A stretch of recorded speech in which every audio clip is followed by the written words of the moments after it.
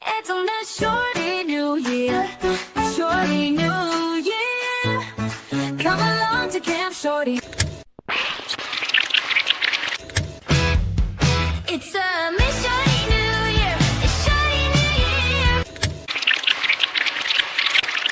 It's a Miss Shorty New Year. A Shorty New Year. Come along to Camp Shorty. We're so glad you're here. It's a Miss Shorty New Year. A Shorty New Year.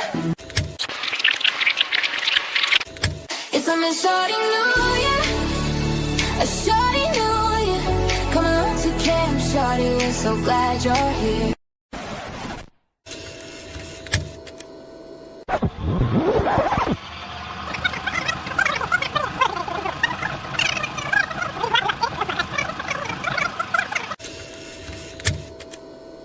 It's a Miss Shorty New Year. A shorty new year. Come along to Camp Shorty. We're so glad you're here. Camp Shorty is where you will find family. Our beautiful minds will greet you with glee. At Camp Shorty, you can shine and shine bright because Miss Shorty, camp leader, is a fucking delight. It's a Miss Shorty New Year, a Shorty New Year. Come along to Camp Shorty, so glad you're here. It's a Miss Shorty New Year, a Shorty New Year. Come along to Camp Shorty, so glad you're here. Your opinions are valid, you can fly like a bird. With your comments on screen, you will always be heard. It's the best chat on YouTube, you can cuss all you want. And here at Camp Shorty, we even say cunt. It's a Miss Shorty New Year, a Shorty New Year. Come along to Camp Shorty, so glad you're here. It's a Miss Shorty New Year, a Shorty New Year. Come along to Camp Shorty, so glad you're here. Let your raw cats be free, so liberating. We stay on topic, although occasionally things get a bit feral, but it's clear to see. It's a Miss Shorty New Year, a Shorty New Year. Come along to Camp Shorty, so glad you're here. It's a Miss Shorty New Year, a Shorty New Year. Come along to Camp Shorty, so glad you're here.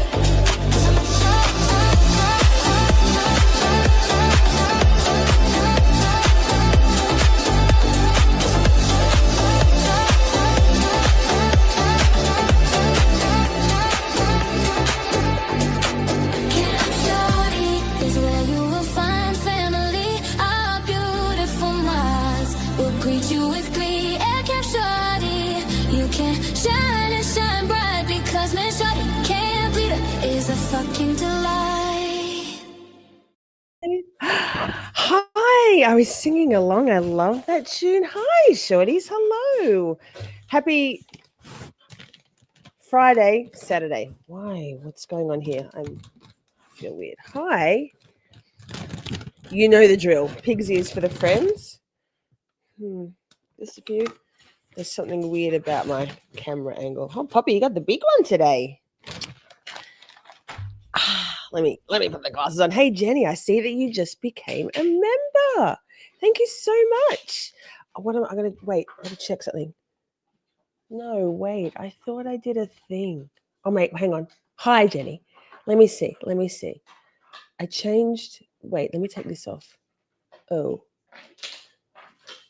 No, I did a thing and it didn't do. What happened? Wait. I did a thing and then it changed. Cause I'll say hi in a minute. I bit the bullet and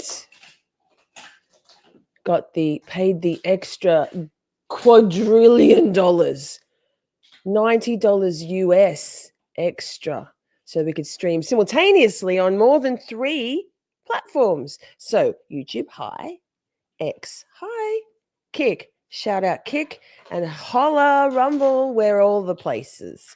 I have no idea whether this stream will get nuked on YouTube. We'll see. But if it does, We'll still be on X. We'll still be on. Why am I reversed or something? I don't know. We'll still be on X. We'll still be on Rumble, and we'll still be on Kick. So the stream will continue. You can find us elsewhere. So anyway, as part of it, look, as part of it, you get different fonts. Look at my name, me, Shorty High, and I can't remember which one I picked. It was called. No, I think we're going with Pacifico. This one, pretty cool. And then look, the comments. Hi, Pammy. I was just thinking about you. The comments come up in that text as well. Eee! Pammy, I think I summoned you. I manifested Pammy. Hi, Pammy. Good to see you. Lainey. Hi. You know what? I was like, yeah, 90 a month. Fine. So I transferred 90 out of my savings because to pay for it. And then when I went to process it, it goes $89.99 USD. I was like, well, fuck, that's 130 fucking bucks Australian. So I am the worst grifter. However, and I always say I don't need money, but you know what? If you have, yes, how cool is it? If you have a couple of bucks spare, throw it my way. I never ask for money. Every other fucking grifting channel on fucking YouTube be scrolling their bullshit down the bottom, scrolling their cash apps and all of their things. It's just so crass. But if you've got a couple of dollars spare, oh, Hedda, hello. Hey, I've got the note on my fridge to check in to see whether those tumblers are back in stock. I will order it for you. I promise. I haven't had the notification. I'm sorry it's so late. Make sure you catch the replay. Replay crew. Hi. Oh my God, I can't read that. It looks cute, but I can't read it. Wait, I can do it here. Hi, if you'd like to watch the live chat replay, and I stick a pin in it, on your handheld device, iPhone, Android, iPad, tablet, easy peasy. All you do is go to the couple of little dots in the top right-hand corner, swipe left, and it'll give you the option to watch the live chat replay instead. Can't read that font. Lol. Speaking of replay, the Satanic Ritual 9/11 show we did a couple of weeks ago doesn't have a live chat replay. Hey, Simi, apparently we're professionals today. Wait. Oh, Pammy Kabucha. Thank you so much. Look at me grifting. Maybe I should grift more often. Thank you. That's really kind of you. I've missed you too. I was honestly like, no homo, but I was honestly thinking about you when I was getting myself ready going, God, I miss Penny. Where's she been? Maybe this topic tonight will enthrall her enough to get her in. So yes, I'm going to write down for starters, Jenny, because Jenny's a new member, and Pammy. Thank you, Pammy. You're the best. Wait, well, don't we do things about things? So anyway, if we get nuked tonight, and then last week's stream got nuked completely. We know that, but it's on Rumble. It's definitely over there on Rumble. It'll be on Kick for a minute. There was 2 streams last weekend. I'm trying to find the sound effects. It's been a hot minute. How about this for you, Pammy? This. I turned off the loop. I'll take any motherfucker's money if he giving it away. Shit. So I don't know. I'm giving up on YouTube. We're now, like, no offense, YouTube, like, but we're breaking up. It's definitely you. It's not me. My subscriber numbers just drop daily. Okay. Maybe it's bots. Are YouTube bots? No, there's no bots. It's just people unsubscribing, which is rude, but whatever. That's fine. I'm not even taking it personally. Pammy, that's you in there. Thank you so much. Don't forget the merch store.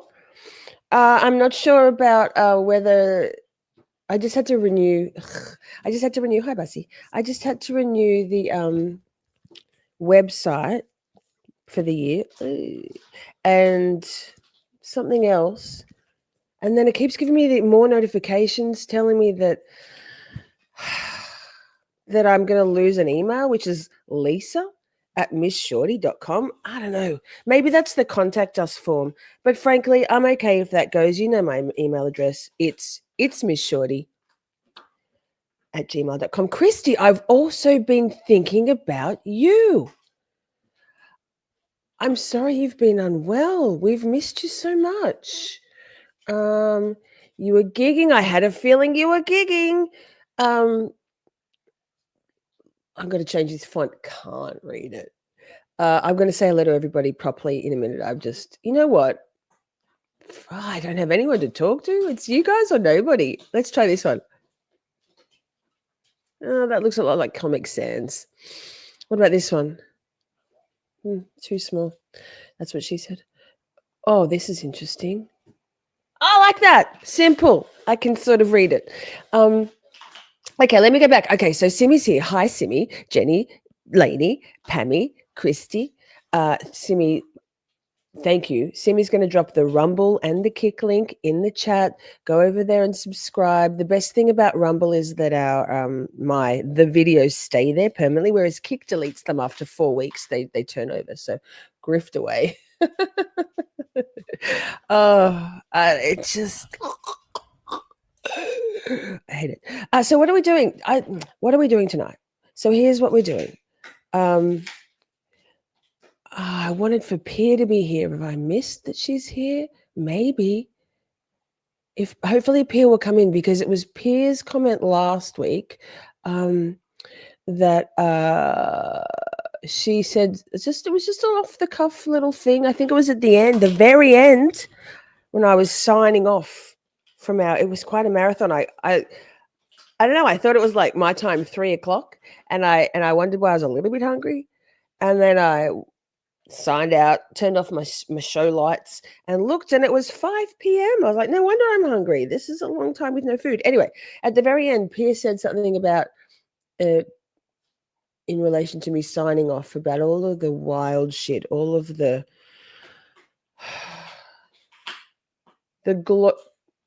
global deception. She said it's about Tartaria.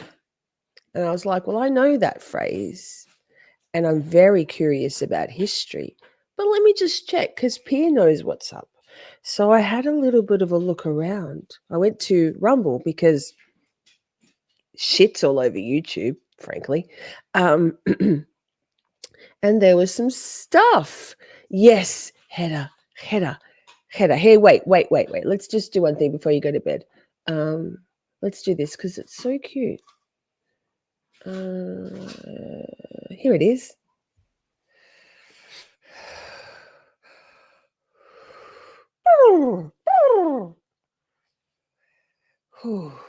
Stress. In one breath. Hedda Kashevsky Bedresky. Thanks.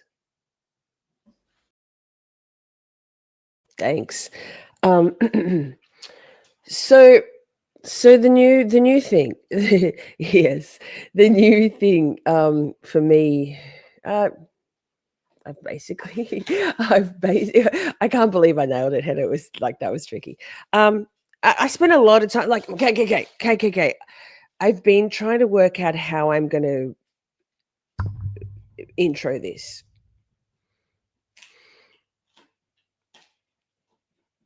If what we're finding out now more than ever, we've all had our suspicions, right? But if what we've been finding out lately is that, well, they've lied to us about a lot of stuff. They, the governments, they, the media, legacy media, they, the influencers. If they've lied about a lot recently, what if they've lied about a lot forever and ever? Amen. It's not that much of a stretch, is it? I don't think it is. So we have we the royal we Camp Shorty. I have of course Buster needs to go to do a poo. Excellent. History mystery, right? So what we're going to do tonight, and for coming nights, like not tomorrow night. We're doing Fall of the Cabal tomorrow night. So it's all about the lies they tell, and the skullduggery that's been going on forever. Tonight could be, and future Tartaria live streams could be for you some fantastical kind of like medieval. No, I haven't done the Pizzagate. Okay, so pausing what I was saying. Poppy, please don't leave me. I love you. The Pizzagate stream is there. I still keep pushing it forward and forward, or back, pushing it back. It's still scheduled. I have this. You've got no idea how long the notes are in my phone of links to watch, right? For Pizzagate. But when this latest dump of Epstein files dropped and Pizzagate is real, we're still going to do it. But the show tomorrow night, The Fall of the Cabal, Part 1, we're going to actually watch the penultimate Pizzagate, or one of the penultimate Pizzagate documentaries. So stick a pin in Pizzagate. What I've done is very ADHD of me. I've gathered, it's like my screenshots, right? I've gathered this the longest list ever of links and resources for Pizzagate, and then I'm like, this is overwhelming. So yeah, we're gonna do. So basic. What I'm thinking is for the next, until I change my mind, because again, we'll do some Tartaria stuff at least for the next couple of weekends. We're going to leave false flags for a bit, but it's all linked. It's all connected, right? And on the Saturday night, shout out for Simi's birthday tomorrow night, we will do Fall of the Cabal stuff, because there's Fall of the Cabal, which is the Pizzagate one, and we're going to have like sprinkle a whole lot of salt in there, because Janet Ossabard, when she made Fall of the Cabal, the original one, sorry, Simi, I can't. When she did the original one, she was all QAnon and a mad Trumpanzee, which is fine, each to their own. We're not going to get into politics or religion, but it's good. We skip the last bit because it's a little bit hopium, but then she made a second one, Fall of the Cabal, Part 2. No, the sequel. And I talked about this last week, but it's 13 hours, so we'll be here for a while. It's like, oh my god! And then it's 28 parts, and at the end of part 28, Janet, the narrator and the producer, the creator of the documentary, says, well, we'll find out in part 29, and there is no part 29, because Janet Ossabard then apparently committed suicide. I can't imagine any documentarian taking their own life when they've got another part, right?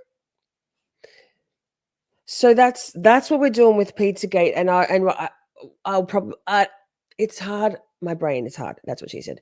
So, but Tartaria. So tonight, and while we're doing Tartaria, you can, if you can, park your, if you can suspend disbelief. If you're like, this is ridiculous, this is too far-fetched, that's okay. Like, open your mind to it if you can. If you can't, enjoy it as entertainment, and it's cool history stuff. I don't know, maybe I'm such a nerd and maybe you won't find it cool, but I think you will. Or if you're open to understanding that, well, fuck, mostly everything's a fucking lie, so what's to say that this isn't plausible? And I'm just going to say, there's some stuff that, me included, it's a bridge too far for me. But I'm getting there. Like, how many worldview shatterings can a human go through? Well, like, where's the bottom or the top? Where does it end? I'm not sure. So I think you could find this as being fun, like puff piece with some cool facts about history, a lot of great images. It's super cool. Yes, Buster coming. Or you could go, holy fuck, I'm going to keep researching it, which is what I'm doing. Oh my God, I need more hours in the day. I need more hours in the day. I need another brain, well, probably like a better one and a second one. So, all that to say, hi, thank you for being here. Make sure you subscribe. Make sure you hit the like. I- so we've got a longish. We're going to do. It's called. It's something explaining. No, Tartaria explained. I don't know. That's a series, but I found this like in a nutshell. It's about 20 minutes thing that I thought I'd play first, and then we'll go like back to the beginning of this longer form documentary about Tartaria, and we'll play it in over a few nights. So I'm going to put on. And remember, if the YouTube stream gets nuked and it goes black, I'll still be here on StreamYard, and you'll be able to find me, yes, Buster, on Rumble or Kick. Oh my God, I've pressed the wrong thing. So let's watch this. It's a TikTok vid, but I don't know. I found it on Twitter, X. And then I've already got a list of so many images to show you. Once my algorithm on Twitter, on X has gone, oh, you like Tartaria and history mystery shit? Yes, I do. So makes a nice change from the elites eating babies and shit, right? Now, let me. I'm just going to check. I can't see what's going on the screen. Yes, fantastic. I know what I'm doing. Well, sort of. Okay, I'm going to let Buster out. This says 43 minutes down the bottom, but we're just going to watch about the first half. I think I had it on a little bit faster, yeah, because I was trying to churn through it to make sure I knew what we were doing here. You believe it. We finally discovered the truth. After centuries of deception, we finally figured out that our mainstream history is a lie and that much of our past from us. In our lifetime, we figured out that the pyramids of Giza were actually power plants, that there's a hidden chamber underneath the Sphinx, and that Göbekli Tepe predates civilization over 12,000 years. But it wasn't until recently that we also discovered something even more mind-blowing than any of that. What we discovered is that global cataclysms happen all the time, and that our last one may have been as recent as 200 years ago, right around the time of the Revolutionary War. During this period of global upheaval, secret societies like the Freemasons and the Papal State seized control of our historical timeline, skewing it in their own favor. They rewrote the history books and moved into the buildings left by the previous society. Pause for a sec. Pammy, if you keep getting kicked out, YouTube sucks. Like, so breaking up with YouTube. I have a feeling my channel's going to get nuked anyway. But we are on Kick at the moment, so nobody else will be in chat, but you could be in Kick if you like, although Kick can be glitchy, or Rumble also. Yeah. Claiming them as their own. They monopolized our governments and controlled school curriculums. They poisoned our drinking water and made every effort to dumb us down. But the thing about the truth is, no matter how much you try to bury it, in the end it will always find a way to surface. In this video, we are going to lay out all the evidence, everything to date we can find, to prove the theory of Great Tartaria is a valid historical hypothesis and should be considered more highly by those in the mainstream academic community. The evidence, in my opinion, is all around us, hidden in plain sight, a unified architectural signature somehow spread all across the world, centuries before globalization. Magnificent basilicas built to last forever in towns with a population of only 500 people, architects that don't exist, building timelines that don't add up, city fires everywhere, all across the US, somehow getting so hot that they were able to melt thousands of brick and stone buildings into piles of rubble and magma, sometimes 2 or 3 times in the same city. We are undoubtedly, in my opinion, also, I know this is very tiny, so you can't really see the images. Don't you worry. I have more images to show you. And the documentary we're going to watch has lots of beautiful images. And like I said, my list of amazing things, which I think I'll do before we start the documentary, to show you to get your mind thinking a bit like, yeah, actually, that doesn't fucking make sense. Living in the ruins of a civilization that had technology beyond our comprehension. And in this video, I am going to do my absolute best to prove it to you. Prepare yourselves for the Tartarian Empire, full theory explained. Eek! Oh my God, I've been to some of the places in these videos too. Amazing. I was only young, but pretty cool. Pretty cool. Buffalo, 1901. Live babies are on display in incubators at the Pan American Exposition, one of America's many World's Fair events. These infants were also on display in St. Louis in 1904, the World's Fair of Chicago of 1934, as well as many other locations. What is going on here? Why were these newborn children taken away from their mothers at birth, shipped in from hospitals all around the country to be displayed to complete strangers? What mother would agree to this? American schools will tell you that this operation was carried out by Dr. Martin Coney, and that the babies were not up for adoption, but were instead displayed to show off the effectiveness of the incubator. However, this is where the mainstream narrative starts to fall apart. We are told that the mothers agreed for their children to be taken away temporarily in order to be displayed at the World's Fair, hundreds of miles away. However, we have concrete proof that in many cases, these babies were actually orphans and were, in fact, up for adoption. Take a look at this newspaper article from the 1904 St. Louis World's Fair, which states, "Orphans and waifs are taken care of under the roof of the incubator building until they are either adopted or placed into the Bayless ward of an orphan's home." And these orphan babies at the World's Fair were not an independent phenomenon. The orphan trains are another well-documented piece of American history, where hundreds of thousands of orphans were shipped in via train from urban cities to the rural countryside, and at each stop, local townspeople would gather to look at the children and decide which ones they wanted to take home. Did you ever wonder how these farming families in the Midwest got so large? So where are all these orphans coming from? And what happened to their parents? Again, this is where the mainstream narrative starts to fall apart. We are told that the orphan train movement was in response to the increasing number of orphaned, abandoned, and homeless children living in cities due to war and immigration. But this doesn't make any sense. Immigrating to a new country does not make you just suddenly abandon your children. And men dying in wars still doesn't explain what happened to the mothers and the rest of the families. So why was there actually such a spike in orphans at the turn of the century, to the point where they were auctioning them off like cattle at fairs and train stops? The Tartarian theory posits that these children were orphaned as the result of a reset, and their parents were either killed, manipulated, or declared mentally insane. While that may sound far-fetched at first, consider all the wars and chaos that was going on in the 17 and 1800s. There were some massive power vacuums created during this time frame, with the Napoleonic Wars going on in Europe and the Civil War going on in the US, to name a Pausing because Simi says, I know about the orphan trains. I have a friend, I changed the font again. I have a friend, oh my gosh, who did her family tree, and it stopped abruptly when she found out her great grandma was a train orphan. Okay. So, okay. I'm gonna give you a little teaser, just to get your brain thinking. You know the Dark Ages?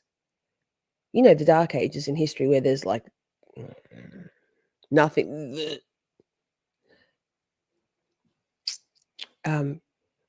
Ask yourself why.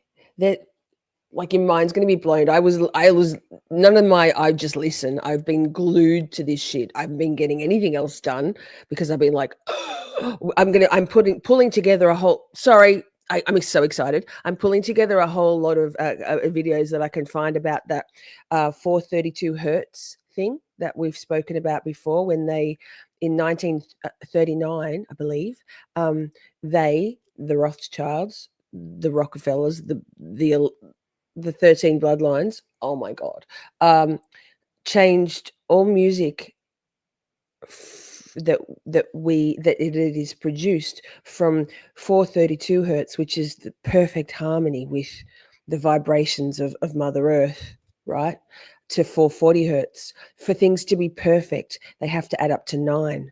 So 432, 4 plus 3 is 7 plus 2 is 9. I don't quite understand it because maths, but 440 doesn't. So it's disharmonious. Is that a word? No, that's not.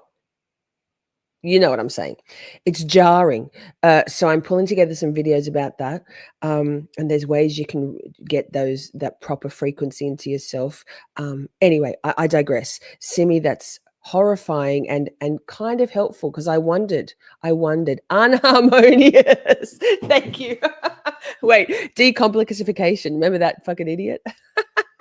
few. Is it really so far-fetched to think that history could have been manipulated by the victors of these conflicts, capitalizing on the intense socio-political turmoil caused by these wars? Also consider the fact that insane asylums were popping out of nowhere at the turn of the century. At their Right. peak, over 500,000 Americans were admitted to these asylums concurrently. That's over 1% of the total US population at the time. What? Why were so many people losing their minds all at once? Could it have really been that we went through a reset and these asylums were made for those who remembered the truth about our past or refused to comply with the new timeline? It is well cited that individuals were often admitted to these asylums against their wills, and once inside were treated cruelly, subjected to solitary confinement, hypnosis, experimental medications, and in many cases were even forcibly lobotomized. And if you thought all that was crazy, just wait until we get to the next segment. Are you ready to have your mind blown? Yes. Yes. It's daily. It's every hour for me lately. Holy fuck. Why is it doing that? Loading. They don't want us to know about it. Hang on, chat, walk and talk. Wait, why you do this? Oh my goodness, oh my goodness.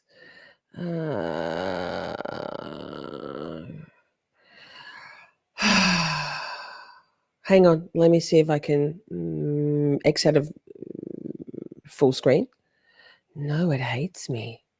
Don't hate me. I'm just trying to shed light on all of the lies. Oh, wait, we're not allowed to do that.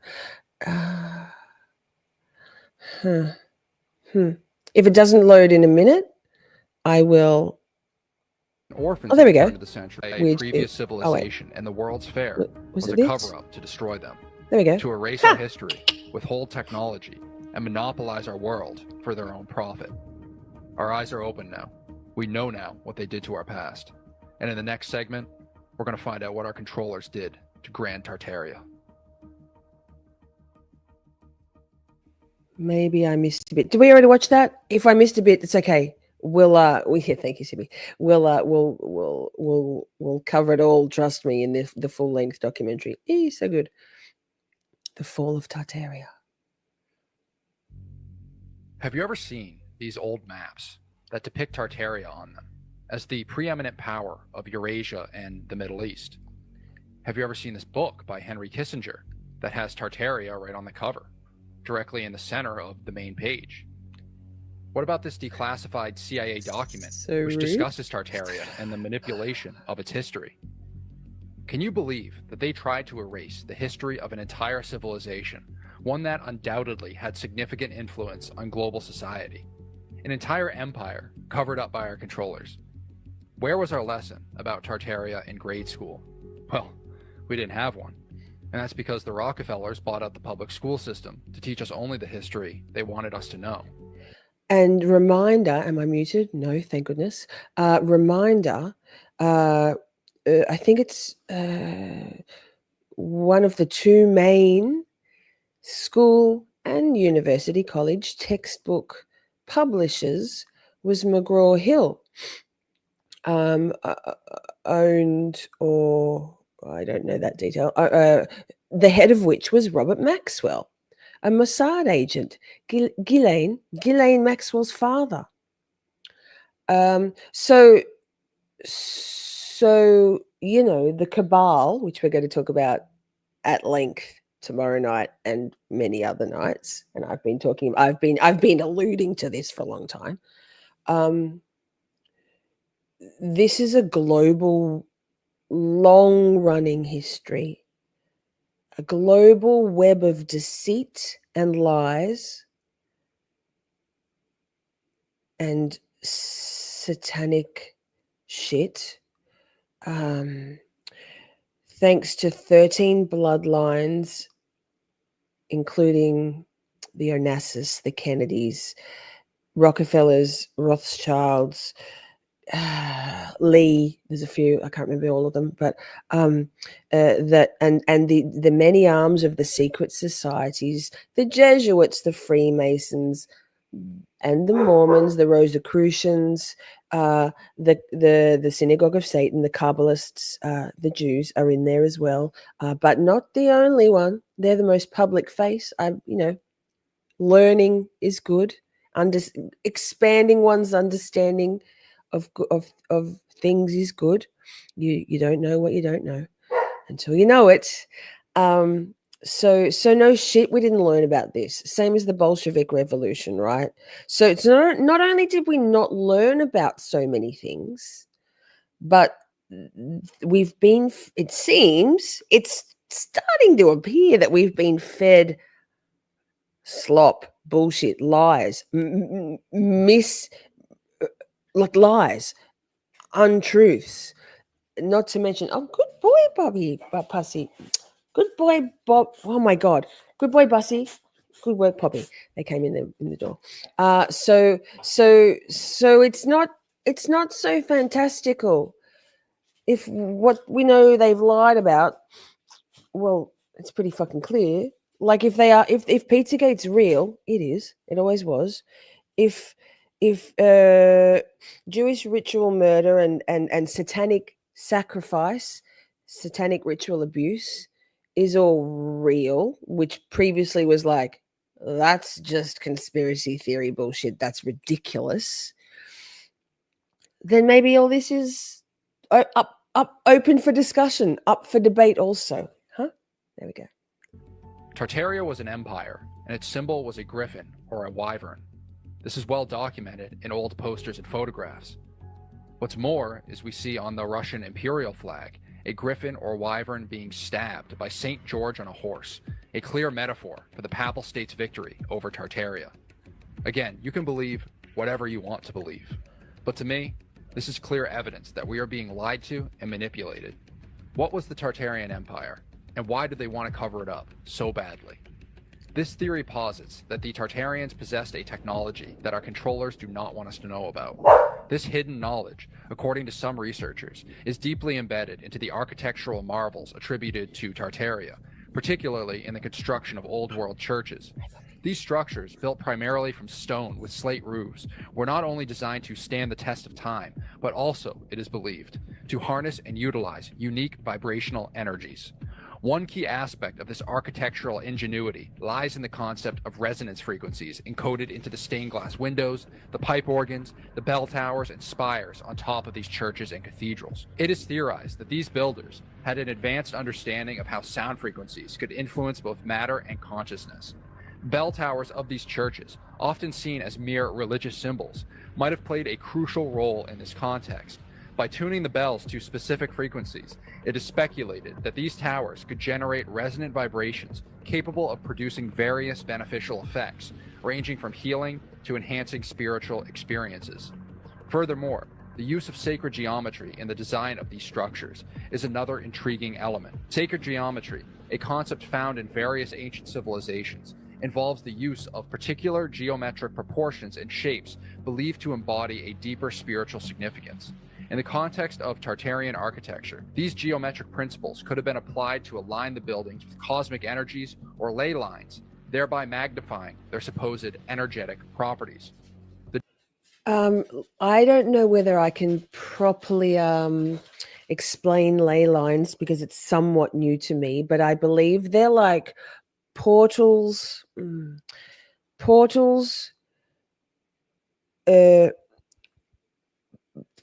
locations on the Earth's surface where like they're not spiritual. Oh wow, I really don't know. I might have to further research it. They're kind of spiritual or energetic sites where the vibrations of the planet come together to make perfect frequencies. Perhaps someone in chat, or if you're watching on the replay, leave a comment if you know. It's a relatively new concept to me, and I've heard it a few times now. I guess once you learn about something, your ears prick up, and synchronicity. But all that to say, important, and they're quite ubiquitous. And I know of a woman whose name is Rachel Vaughan, an Australian woman, a survivor of RAMCOA, of ritual abuse, mind control, and OA, organized abuse, who's worked out a way to photograph photograph ley lines. She also taught me how to see people's auras, which we can go into. I'm getting there with that. It's pretty cool. It's pretty easy, actually. Durability and longevity of these constructions are also noteworthy. The choice of materials, stone and slate, was not arbitrary. Stone, with its dense and stable structure, is an excellent medium for conducting and storing vibrational energies. Meanwhile, slate roofs, beyond their practical weather-resistant qualities, might have been chosen for their potential to interact with electromagnetic fields, a concept not fully understood in modern times. In piecing together this puzzle, one cannot help but wonder about the true extent of the knowledge possessed by the Tartarians. If indeed YouTube, Christy, while you've been unwell, and I'm so glad you're back with us, and I hope you're feeling better now, but while you've been gone, YouTube has been quite the little imp with our streams because of what we're talking about, the stuff we're not supposed to talk about, like false flags, the Zionist project, like satanic rituals. It's YouTube. Not that much of a fan. So they try to make it as difficult and as arduous as possible without blatantly shutting the thing down to boot people out. It's also along the same ideas of shadow banning, right? Same. Try just making people go, oh, fuck this. This is too hard. I'm not going to bother. So thank you for bothering. These theories hold any truth, the implications are profound. Not only would it mean that our understanding of history is incomplete, but it also points to the existence of a forgotten technology, one that harmonized architectural mastery with the subtle energies of the natural world. The suppression of such knowledge could be seen as an attempt to maintain control over technological narratives and, by extension, over society itself. As we continue to unravel the mysteries of the past, it becomes increasingly clear that history is not always as straightforward as it is presented.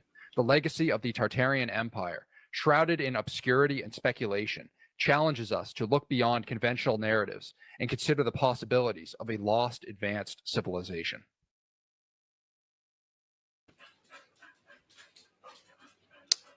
Let me check. Oh no, got a couple more. This is crazy. But also, these are historical great fires like Chicago. I don't know my American history as well as some of you all probably. But more recently, think of the LA fires. Think of the Maui fires. In Australia, our fires, the ones we just had not that long ago, in Victoria, not that far from me, like less than 100 miles from me. I think less than 70 miles from me. Yeah, free speech. No, that doesn't. When you see trees that remain, like, so it's a whole thing, right? That the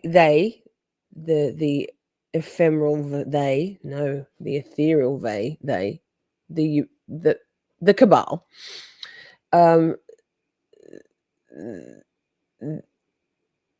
they can use directed energy weapons, and they do, to raise, to level, to burn areas, God, guys, areas down that they would like to either redevelop for financial gain, or to mine the resources there. So, or to eradicate history, as this part we'll talk about. What am I doing? There we go. New York, Chicago, San Francisco, Boston, Baltimore, Portland, Atlanta, Seattle, St. Louis, Pittsburgh, Savannah, Charleston, Detroit, Rochester, Cincinnati, Nashville, Milwaukee, Omaha. I mean, when you put it like that, that's a lot of great fires all happening at once at the time of that we're talking about, the fall of Tartaria. It's the same time as all those babies being up, the orphans, the orphan trains. That's a lot when you put it like that, huh? How did every single city across America manage to burn to the ground within one second? Notre Dame, who was it? Michelle Obama was there, happened to be there. Like there's none of them are good. They're all bad. It's all of them. She was there. There's photos of Michelle Obama there, sipping on a wine or something, with like watching Notre Dame burn. It's the same as the Alexandria Library. This is not new, okay? Eradicating the history because they want to rewrite the history is not new. Century. This makes no sense at all. The buildings of this era were mostly made out of stone and steel. Our buildings today are made out of wood and plaster. When is the last time you heard of an entire city melting to ashes? What about just an entire neighborhood? I bet you never have, because it simply does not happen. The truth is, these were not accidental fires that destroyed these cities. The cause was not a cow that tipped over a lantern in a barn. This was a deliberate attack. What do you see when you look at these pictures? Do you see the aftermath of a fire or something more? Is there something we are not being told? Well, of course there is. We have been lied to for centuries in order to cover up the truth. Our past was more glorious than anyone ever knew, and it has been kept from us until now. 2024 will mark an age of reawakening, where the people of this planet will finally begin to understand what needs to be done in order to restore the world. If only it's taken In order to achieve longer, enlightenment, right? restore the old world technology, and bring about a new renaissance, we need to work together to study cymatics, sacred geometry, wireless electricity, and never ask for a cent of profit. I hereby dedicate my life to the research and rediscovery of the old world technology, and I know that, in the end, we will achieve our goal. We will study the Egyptians, the Tartarians, the ancient Sumerians, and others who have been given the seeds of knowledge in the past, and we will, once again, cast off our chains. Humanity will no longer be held back by controllers who wish to profit at our expense. We will no longer be slaves to a system of deception and greed. We will restore the world to a state of enlightenment and virtue, and we will ascend to heights never before dreamed. The controllers want us to believe that these immaculate structures were built in less than a year in towns with a population under 1,000. These are just a few examples. Find any cathedral in America that was supposedly built in the 1800s. You will find the fire narrative in every single one of them. You will find ridiculous building time frames of oftentimes less than a year. You will find architects and building companies that do not exist, and you will know the truth. But be warned, once you have eyes to see, you will never go back.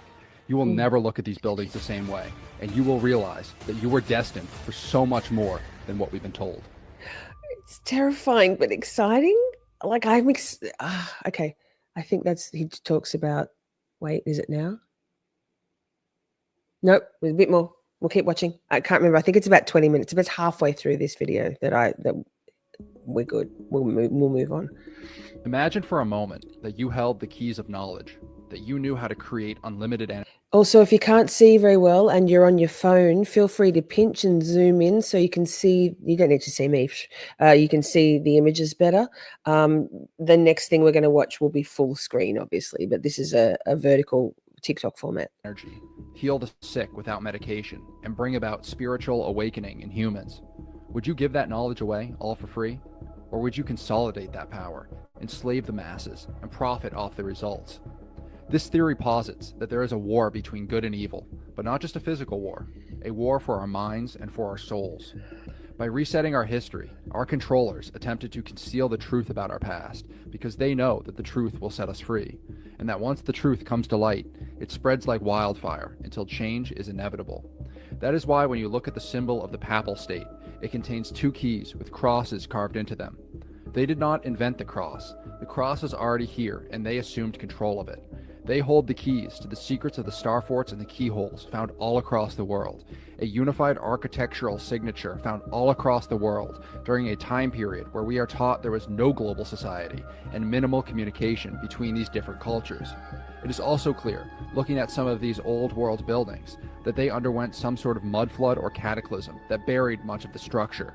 That's why in so many of these old world buildings, you will find windows and doorways built underground and tunnel systems connecting many of these buildings together. The existence of these underground structures and tunnel systems challenge the mainstream narrative of history. These remnants suggest a highly advanced civilization once thrived, possessing knowledge and technology far beyond our current understanding. The mud flood or cataclysm that buried these structures could have been a deliberate act to erase this advanced civilization from our collective memory. It raises questions about who orchestrated such an event and why. Moreover, the widespread nature of these architectural similarities hints at a global society that was interconnected in ways we cannot fathom today. The idea that such a society existed during a time period we believe was marked by isolation and minimal global communication is both intriguing and unsettling. It implies that our history has been deliberately altered or obscured, leading us to underestimate the capabilities and achievements of our ancestors. If indeed there was a global society with advanced technology and knowledge, what happened to it? Did it fall victim to natural disasters, or was there a more sinister force at play? And what about the knowledge and technology they possessed? It's plausible that this knowledge was not completely lost, but rather hoarded and hidden by a select few. These gatekeepers, symbolized by the keys of the papal state, could have been the ones who decided the fate of this knowledge, whether to use it for the betterment of humanity or for controlling and subjugating the masses. The truth about our past is not just a matter of historical interest. It has profound implications for our present and future. If we can uncover and understand the secrets of this ancient civilization, we might be able to solve many of the challenges we face today, including energy scarcity, health crises, and spiritual malaise. In conclusion, the symbols, architectural remnants, and historical anomalies point towards a hidden chapter of human history. Unraveling this mystery could be key to unlocking our full potential as a species. It is imperative that we question the narrative presented to us, seek the truth, and use it to create a better world for all. Okay. I think what I'm going to do is go to my wait. Okay, I'm going to show you some. I'm going to show you some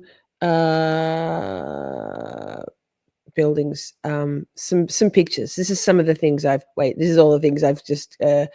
See all them? Can you see? Wait, I'm going to make sure you can see. Yes, you can see. So let's see if we can have a look at some of this.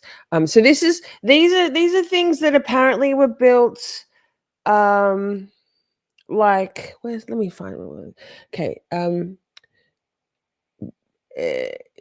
During or after the Dark Ages, with supposedly just tradespeople with chisels and chisels and okay. So can you see that? So this is look at this. Look at the scale of that. I'm going to make sure you can see. Yes, you can see. So there's a building. I'm going to get rid of that one. Let me go back to this. Let me say, okay, so the General Electric building. Look at that. Look at that. I don't know when that was built. Huh. Look at that. Okay. So, okay, maybe. I mean, maybe that's okay. Let's look at another one. What do we got? What about this one?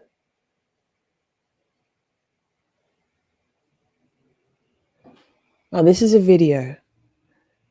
Okay. Look at that. Holy shit. So that doesn't really feel much like I don't know, I don't know, it feels a little it feels advanced, right? For like what oh whoa, I just got rid of the thing. Whoopsies. Silly me. Here we go. Back to this. What else we got? So this was apparently built between the year 1000 and the year 1400, just with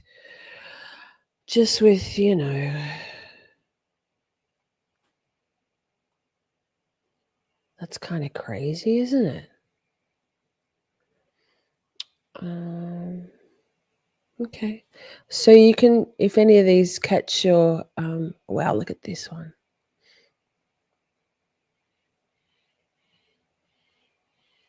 Look at that.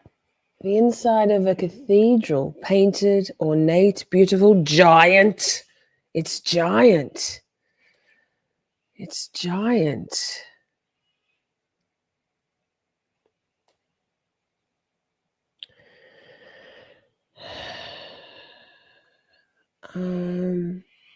What else we got? Sorry, I'm just making sure you're very quiet in chat. I'm just making sure you're still there. Give me a sign you're still there, or you're just so intrigued. I'm happy for you to be intrigued. Here we go. This one I've written here says Chicago, 1893. Soaring intricate columns made for giants. I presume you've heard of the Nephilim.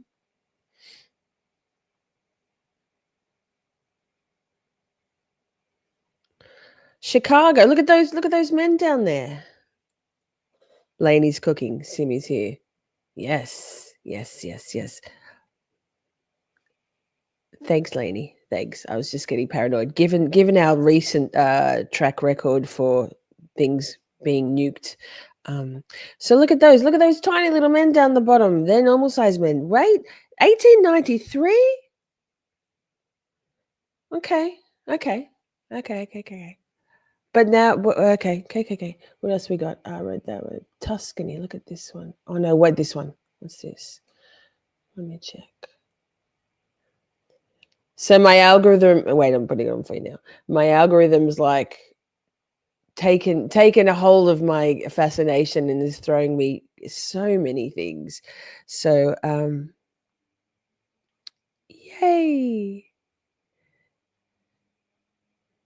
Yes, Simi. Yes. So this can be like this is these. I'm just giving you a bit of a feel for, because we're about to go like right back into history with the documentary Tartaria Explained, and it goes right back. But I just wanted to get you thinking about these. Did I show this one already? These buildings. Oh no, I showed you that one. Hang on. I know you can't see what I'm looking at. Oh, look at this. Okay. It's called the Crossness Pumping Station. Crossness Pumping Station. So I presume a pumping station is pumping water. That's pretty amazing for sewage. Wow. So okay. Victorian craftsmanship at its finest. Well, the change. I mean, I know what I believe about why everything's ugly these days. Ugly. It's about taking the beauty out of life. That's why pornography. That's why Tinder. That's why gambling. That's why degeneracy. That's in the music industry. It's all about taking away the glory and the beauty of life to make everything grey and homogenized, in my opinion. Let me see. I'll pull a few more. Well, if I wrote mind blowing, it must be right. I mean, I love this shit. Where's this? Look at that. Isn't that glorious? That's freaking detailed for poop water. It is the pumping station. Ruthie, hello. Good to see you. We're just looking at some crazy architecture and adornments through history. I'll do a couple more, and then we'll head to the documentary thing. Look at this. In France, so this is on a personal, like a private estate, and they're in the process of renovating, getting it more, bringing it back to its former glory. So zoom into that. It's called the La Chapelle de l'Ange du Haut Violon. Did I do that well? Yes, I think I did. So you can pause on any of these, and if you want to look further into any of these, you can. Easy peasy lemon squeezy. I'll find one more. Let me see. I've got so many. Oh, here we go. This is interesting because it's relevant. Like, I've even started listening to Nikola Tesla's book. Wow, the thing, mind blowing.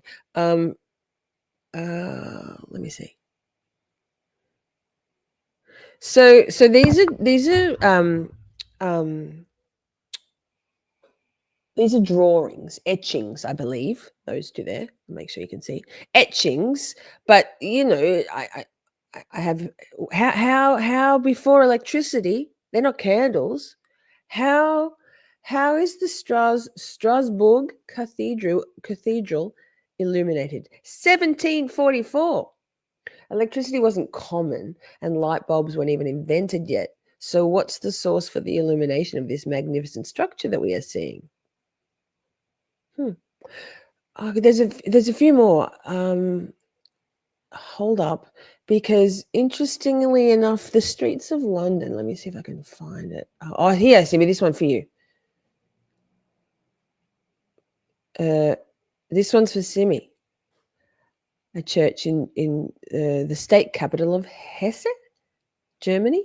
The Ringkirche is a Protestant church in Wiesbaden. I probably didn't pronounce that right. I'm all over that French. So the narrative says that it was a Romanesque revival church, which was supposedly built in 2 years in the olden days.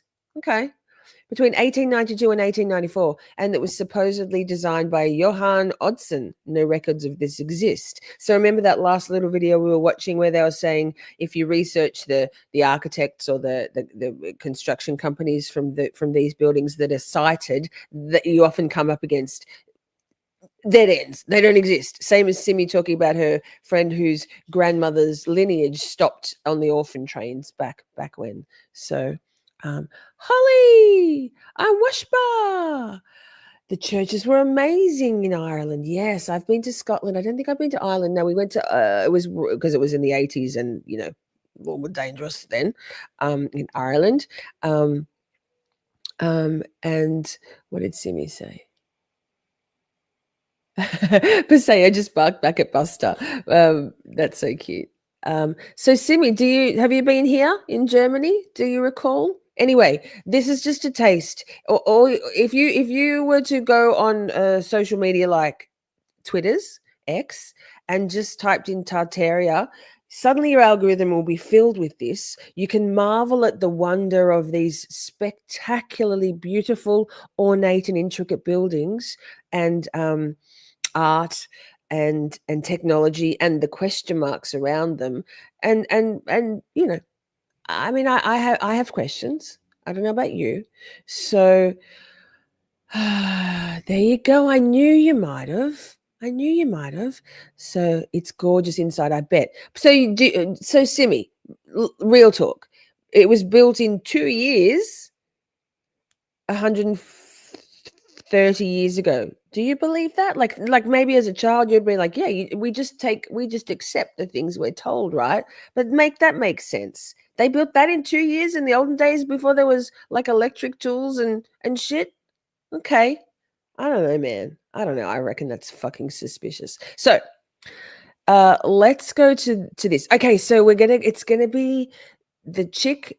I thought it was AI, but I don't think it is because she stumbles over some things and AI doesn't stumble. The chick talking is very sort of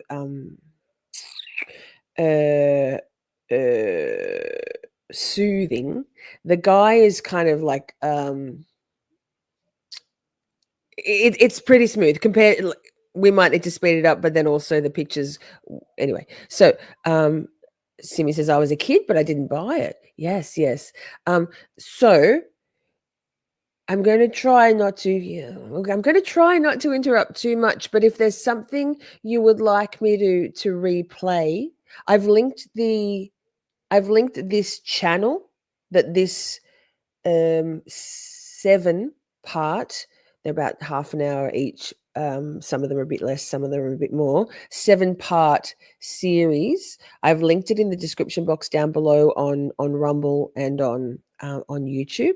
So you can go and explore at your will and there. But if you want me to skip back on anything, just try to work out a word or a phrase, or we've got a 30-second delay. Yeah, so sometimes when you say go back, I don't go back far enough, and then we do this whole thing. But there's I I had to really quite concentrate, so don't feel like you have to chat. I know we're still here. Um, and obviously you can go back and watch it again if you like. But this, Release all that you think of as true. Relax the mind and ask the question, do I truly understand what this reality is? In order to firmly grasp the ideas presented, this is what you will need to know. Mainstream history, alternative histories like Atlantis, Lemuria, religious doctrines, the history of the occult and astrotheology, and the history of Rome and Christianity. There's been a lot of hype around the Tartaria conspiracy lately, and naturally there's a lot of confusion surrounding it. This video is really an attempt to develop the theory further. So, let's type in Tartaria in Google and see what we find. If you look on Wikipedia, the first result, it will show you a map from the 1800s, 1806. Keep that in mind for later. Now on this map, Tartary is just an Asiatic landmass, with city names that are based off Mongolian or Chinese. And where we see Russia and China, this is where Great Tartaria once existed.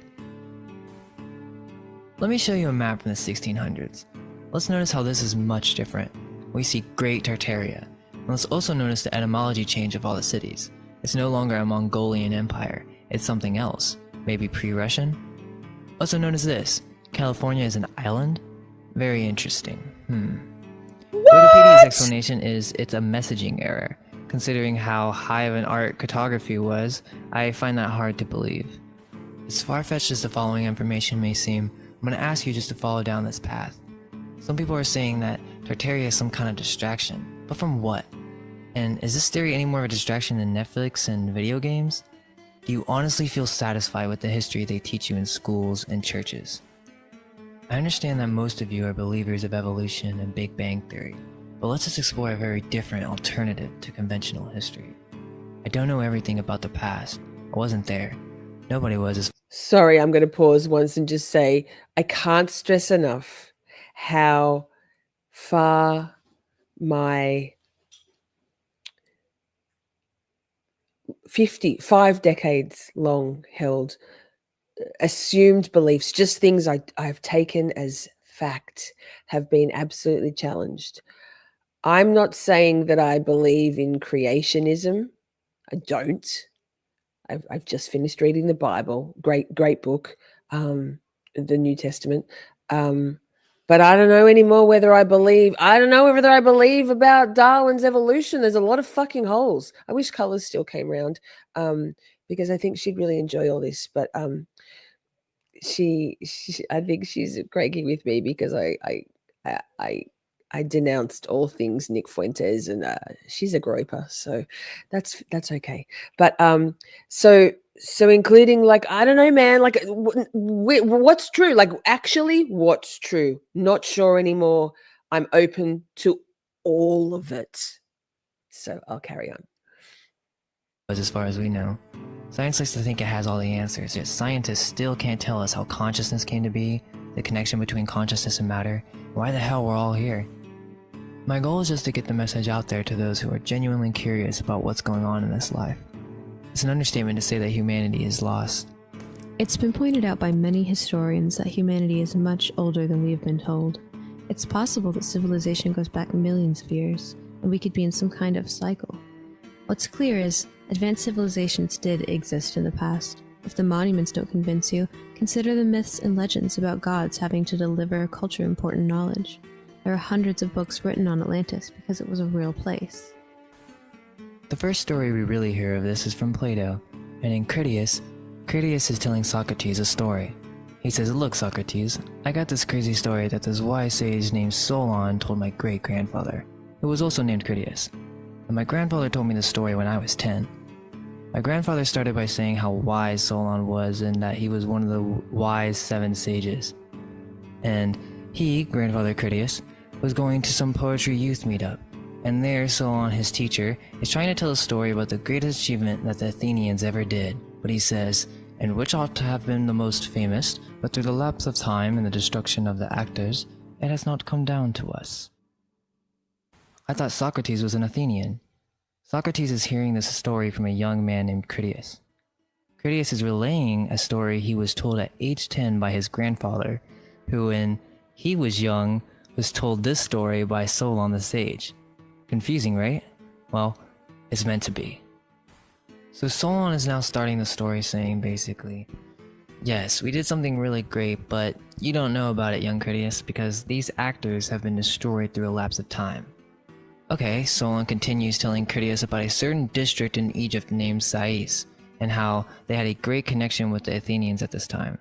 So Solon was taking a trip there, and he was received with great honor, and he started a conversation with the priest of Egypt on past human antiquity, or basically ancient history. Now it says that Solon and none of the other Hellenes had nothing to say on the matter. And I think when Plato was writing this, he was implying that the priests didn't really want to talk about it that much. They were just listening to see what they knew.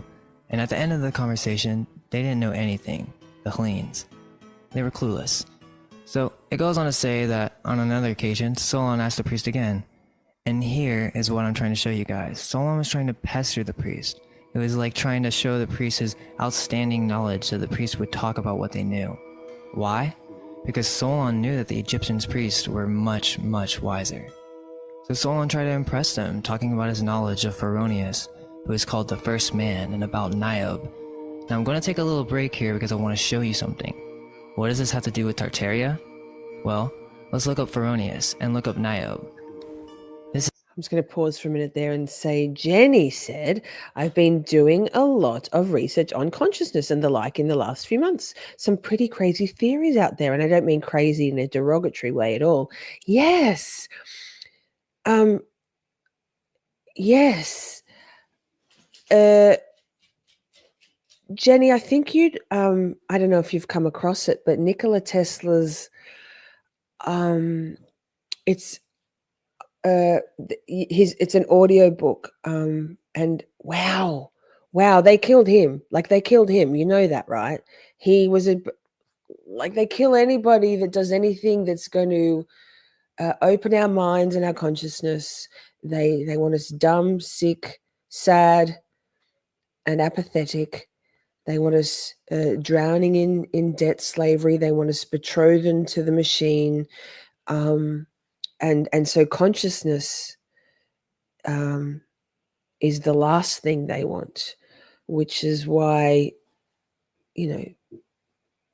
that's why the Vatican has 15 miles of records hidden under lock and key, 15 miles worth, like if you unwound them. That's why, the Alexandria Library was burnt down. That's why YouTube censors our shit. They don't want us thinking. That's why they put fluoride in our water and our toothpaste. Aluminium. They want us sick, sad, dumb, and apathetic. And I think the great reset, the next great reset is about to occur. It is about to occur planetarily, but I have a feeling they didn't plan for so many of us waking up. Having said that, it's very surreal to be out and about in the real world, which is just me going to work with like the five other people that I work with. And they're just going out about their business. I'm like, do you guys know that World War III is about to go? Like, do you know that they eat babies? No. Do you care? But that's the apathetic thing, right? Anyway, carry on. Thank you, Jenny. That's good. I'd love you to share with us some of your insights along the way. This is basic Greek mythology, just the old gods, right? Let me remind you what we're talking about here. Solon is trying to tell the priest of Egypt, hey, this is my esoteric knowledge and how it pertains to ancient history. Plato is literally showing you in play format that Solon was one of the sages of the Greeks who knew the secrets of their mythology and how it pertains to ancient cultures. Niobe was the daughter of Tantalus, and according to Wikipedia, Tantalus was a Greek mythological figure most famous for his eternal punishment in Tartarus. I'm going to tell you what the secret of Pharonius and Niobe is, but let's take this one step at a time. Let's continue. So Solon tells the priest, yeah, look, here's the secrets of Pharonius and Niobe. And the Egyptian priest says, O Solon, Solon, you Hellenes are never anything but children, and there is not an old man among you. Solon in return asked him what he meant. I meant to say, he replied, that in mine you are all young, There is no old opinion handed among you by ancient tradition, nor any science which is hoary with age, and I will tell you why. There have been, and will be again, many destructions of mankind, arising out of many causes.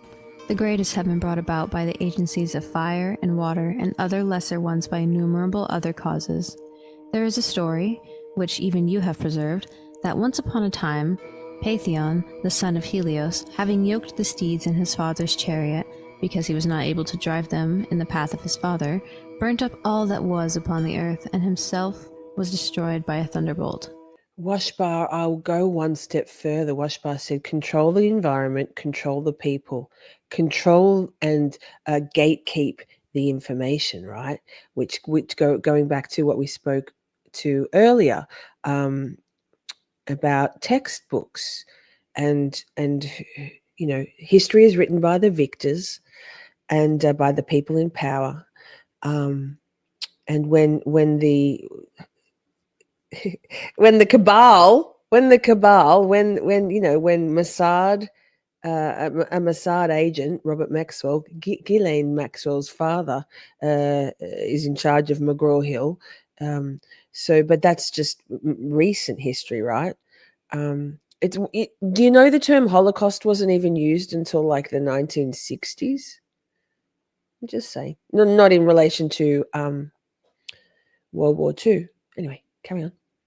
Now this has the form of a myth, but really signifies a declination of the bodies moving in the heavens around the earth, and a great conflagration of things upon the earth, which recurs after long intervals. At such times, those who live upon the mountains and in dry, lofty places are more liable to destruction than those who dwell by rivers or on the seashore. And it's from this calamity the Nile, who is our never-failing savior, delivers and preserves us.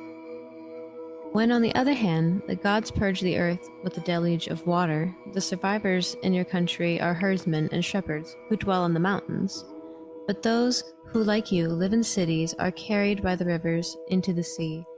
Whereas in this land, neither then nor at any time does the water come down from above on the fields, having always a tendency to come up from below, for which reason traditions have preserved here are the most ancient.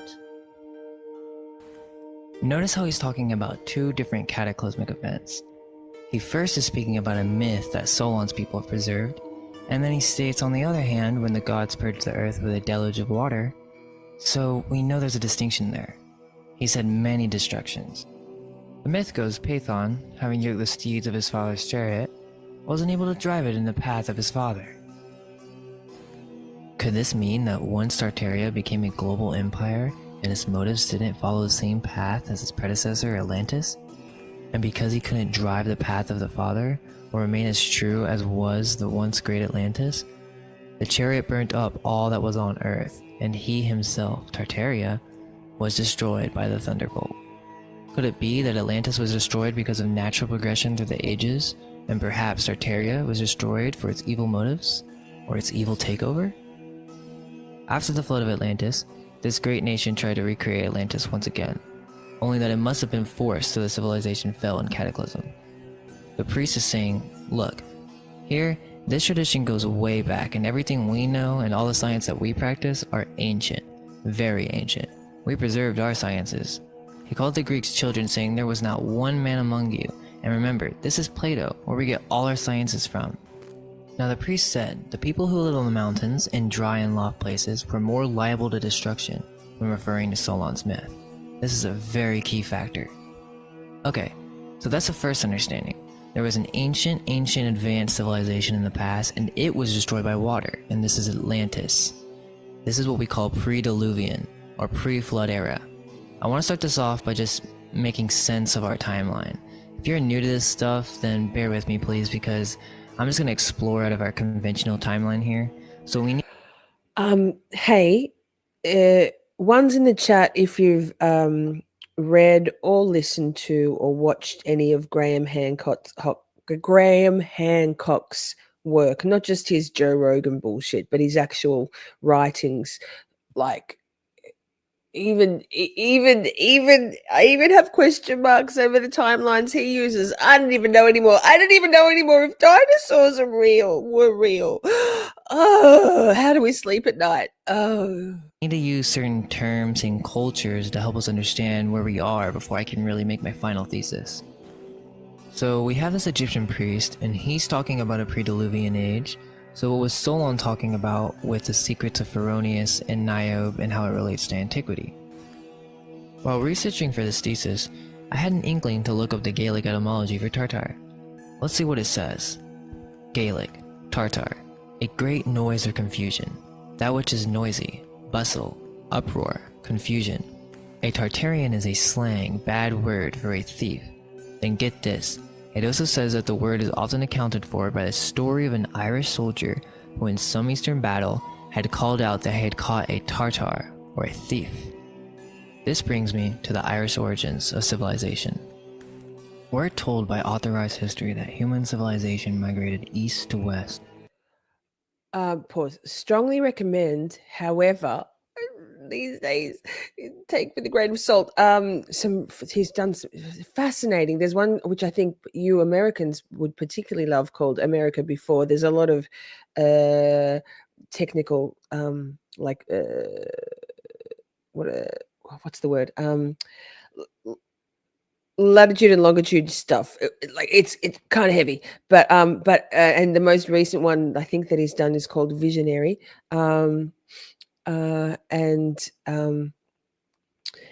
It's amazing. It's all about ayahuasca and DMT and magic mushrooms. It's so good. Mickey Shaw, thank you so much. I sit in spaces with Miss Shorty all the time, and I had no idea she created content like this. Neat. Thank you. You know what, Mickey? We Camp Shorty have we used to be, and we still might be in the future, more of a true crime, trial watching, and psychology channel.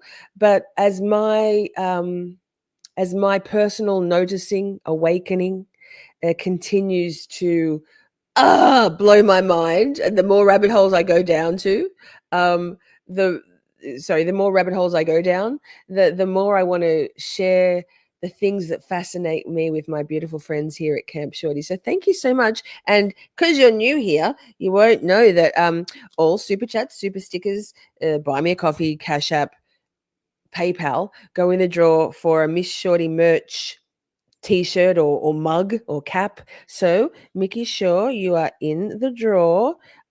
We draw it when we get a monthly, fortnightly. I'm the worst grifter ever, but Mickey, you are in the draw. Boom, let's keep going. Cool, huh?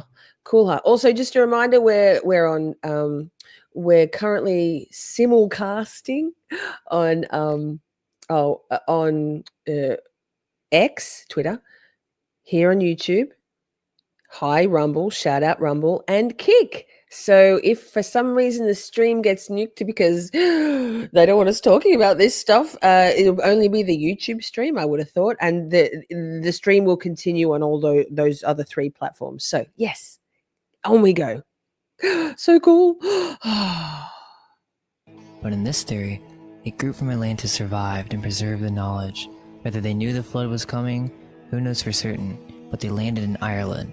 And here, somehow they survived. Okay, wait. This was the first thing where I was like, my ears pricked up and I was like, what the fuck, wait? So if you're not paying attention, if you've been lulled into some sort of smooth trance-like state by the music and his soothing voice, sit the fuck up because holy shit. Wait, I wish Sal from Ireland was here because she probably knows this, but wait, you're telling me the Irish? The Irish? Okay. It's possible that this is the beginning of what we know as civilization, instead of east to west. I'm going to show you how the history of what we call the Irish, or the original inhabitants of Ireland, the preservers of the science of old, survived the flood, rebuilt their civilization, started traveling around the world to help the survivors, and bring their cultures back to civilization. What? Long later, those we know as the Greeks and Romans completely renamed these people, branded them as savages, and basically rewrote history for the masses. when we think Greek and Romans were the great Yes, civilizers of Ruthie. the world. The link to the Rumble channel, yes, is in the description box down below, or Simi can drop it in for you, although Simi's on very low battery, so she might drop out of chat for a while because she came unprepared. Welcome to my permanent state of existence, underprepared chronically. The book, Irish Wisdom Preserved in Bible and Pyramids, by Connor McDarry, the audiobook is online, and all you have to do is go give it a listen. Examine the evidence he presents and decide for yourself. In case you don't have enough time though, I'll try to break it down. Do you remember the Phoenicians? Yes, no, maybe? They conveniently skipped over them in high school, but they were a big deal. In mainstream history, their language was the basis of the Greek culture, and they sailed all over the coast of Africa, all the way to Britain. They were the sea explorers with advanced ship. However, when you look up in the history book, you'll get pictures of very primitive, unintelligent people. Baloney. Phoenician was a cover name, and you're going to see this happen a lot throughout history at the hands of the Greeks and the Romans. They simply renamed the Irish Phoenician, and they were all but forgotten. You can find more connections to the Celts to the Phoenicians based on their language here on the website simply called phoenicia.org. Connor McDarry states, in their great missionary pilgrimage, they circled the globe in order to give religion and knowledge of God to the different races of mankind. They also established priesthoods and gave alphabets to the races who were unenlightened in such matters up until that time. Ireland is the country in which the arts and the sciences were first discovered and developed. For this country, the Greeks applied the term oigia, a term which was never given to but the very ancient, and it's from the Irish, the Aryans, that the Greeks traced their descent. In modern times, the term Aryan has been misused. It was never meant to be used for race. The Irish passed along the knowledge as spiritual guides, Arya meaning of higher class or status. This is where we get Indo-Aryan, where the Irish landed and must have shared this information with the Indus Valley culture. Evidence suggests that they were the spiritual teachers of the ancient world, after the flood. This is why all religions are based on astrotheology. We have some worship all over the world like the Maya, Aztec, Native American, Sumerian, Babylonian, Chinese, Japanese, Celtic, Turkish, and it goes on and on. Wow. The term Arya is derived from Aries, the first sign of the zodiac, the ram. The symbolism of the ram is the knowledge of God, or the El. When Moses came down from Mount Sinai, he was horned, meaning that he had gained knowledge. Even Michelangelo represents this in his statue of Moses. The word pyramid. Pause. I just need to say something about Moses. If I think it was Washbar who's read Graham Hancock's work. I'm not sure, Washbar, if you've read The Sign and the Seal, his very first book. And it's speculated, like it's about the Ark of the Covenant, right? Like biblical shit. But it's said that when Moses came down off the mountain, he was so severely burned after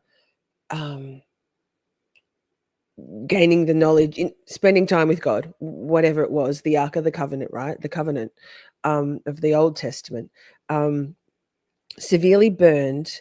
And it's speculated also, per Graham Hancock, that the Ark of the Covenant itself was built from, I can't remember, it's been a long time since I read it, like 6-inch thick, whoa, that's what she said, 6-inch thick gold, I think it was, like a case to encase, it might not have been gold, details, pish posh. But it's speculated that actually perhaps what was in the Ark of the Covenant was some sort of radioactive, or perhaps some sort of whole nother civilization technology, knowledge giving thing, that when Moses came in proximity to it, it burned his skin so severely. And if you're familiar with the Old Testament, he has to cover his face in a cloth. I can't remember how it's described exactly, because his burns were so horrific from the exposure of this. So relevant, right? Sorry, maybe I'm just nerding out over here by myself, but I love this shit so much, and I love the little pocket at the age of 50, right? pulling together and using my discernment on the things I thought I knew, the things I kind of know, the things I'm certain of. Not much these days. Oh, cool. Wow. What? Pyramid means paternal power of the ram. In Egyptian culture, many pharaohs took on the name of Rama or Ramses to show their knowledge of God. In Christianity, it's been altered to be lamb instead of God, yet the symbolism of the ram and its meaning is deeply ingrained into nearly all world religions. Connor McDowry states, "To the Irish Magi we owe the discovery of fire and the common grains, which they developed from the grasses. They were the first people to practice agriculture. They invented the common tools of workmanship, which have come down to us practically unchanged from those ancient times. There's no mistaking the monuments left by the Irish, who were once the rulers and masters of the whole earth. Their rule embraced all countries. It was worldwide. Ireland was the first mistress of the seas, and it was the first and only worldwide empire which has ever been known, for it was a spiritual empire."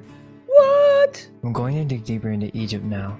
And You've been yes, to I Egypt. realize there's so many theories out there on who really were the inhabitants. I can't say I know for certain. All I can do is place the pieces I have found and gather feedback and more information. I've been to Egypt. It's fucking mind blowing. I was 14. Wow. It's amazing. I'd love to go back. I'm sure there's more than meets the eye, but the info's out there. I know I'm not the only one interested in what really happened in humanity's past. From Gaelic etymology, Egypt signifies the land of Copt, or the Coptic land. Others derive it from and the yurt of black vulture. The color of the bird being, according to them, characteristic of the soil or of its inhabitants. Let's go back to the story of Critias in Egypt. So Solon is in Sais, and he's talking to one of the priests. Now, to make things a little clearer, let me explain. The sage and the civilization of Egypt at the time was most likely of a darker complexion. We don't know for certain, but it's apparent to me that Solon was light-skinned, or what we're told, Aryan, but he wasn't really now, was he? He was many generations after the first race of man that landed in Ireland after the flood and redistributed knowledge to mankind throughout the world. And that is what the priest was talking about.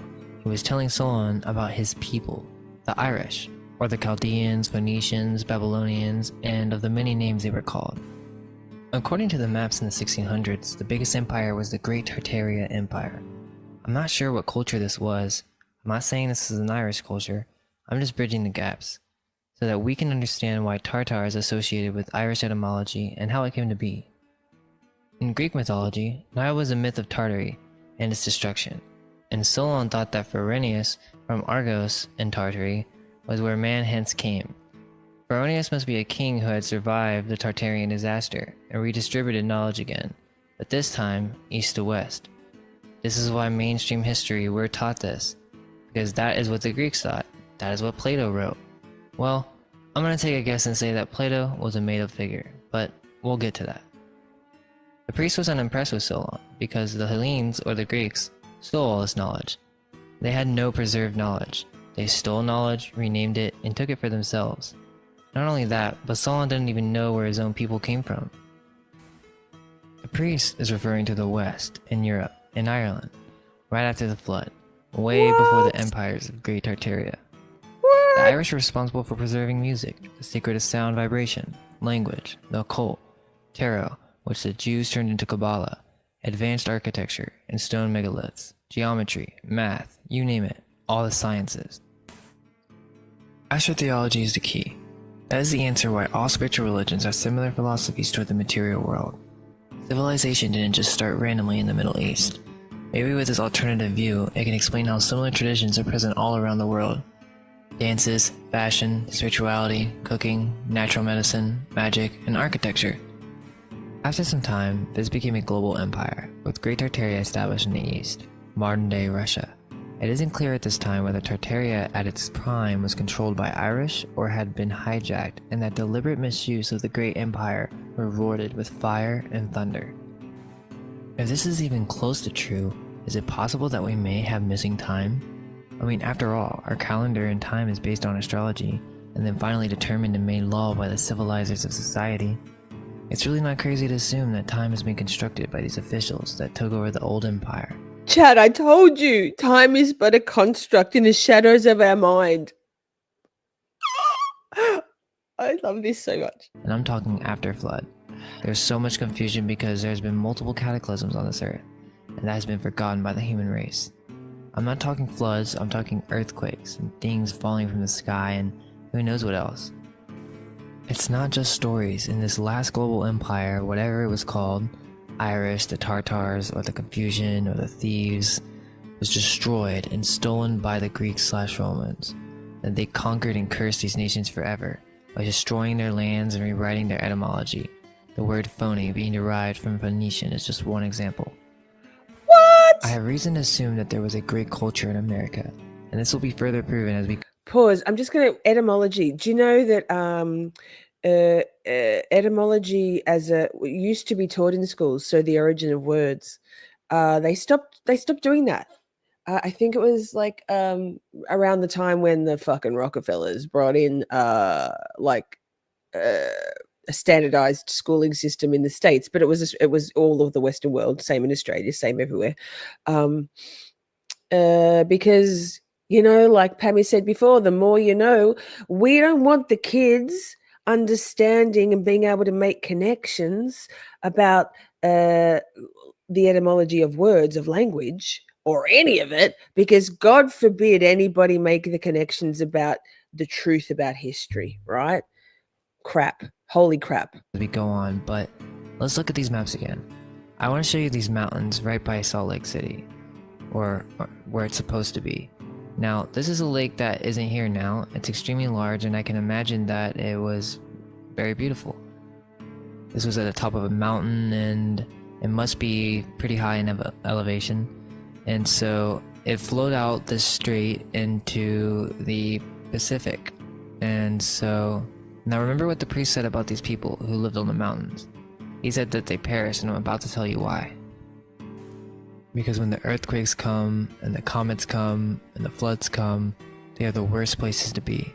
Because water flows down from extreme heights, mixes with the soil, and creates a massive river of solid mass. This is likely what occurred. Solon's myth, Pharaonius, was talking about the destruction of Tartary. There was some type of cataclysm, and it could have been all over the world. In Asia, North America, it was big. There's a lot of evidence to show that this happened literally in the 1800s. I know it sounds crazy, but what I'm about to say is insane, but No, it's trust not. me and I'll walk you through it. We trust you. To make it short, Tartary was destroyed somewhere between 300, 400 years ago. It could be longer, shorter, I don't know.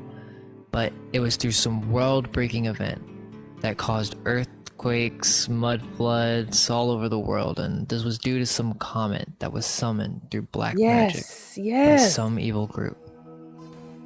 This shook the world up, and people were down and distraught. And remember, this is not the flood of the Bible, this is after. And that is why this theory is so important right now. We truly need to be questioning who we are, what happened in our history, and what's going on here. Well, let's start with the Romans and the Jews.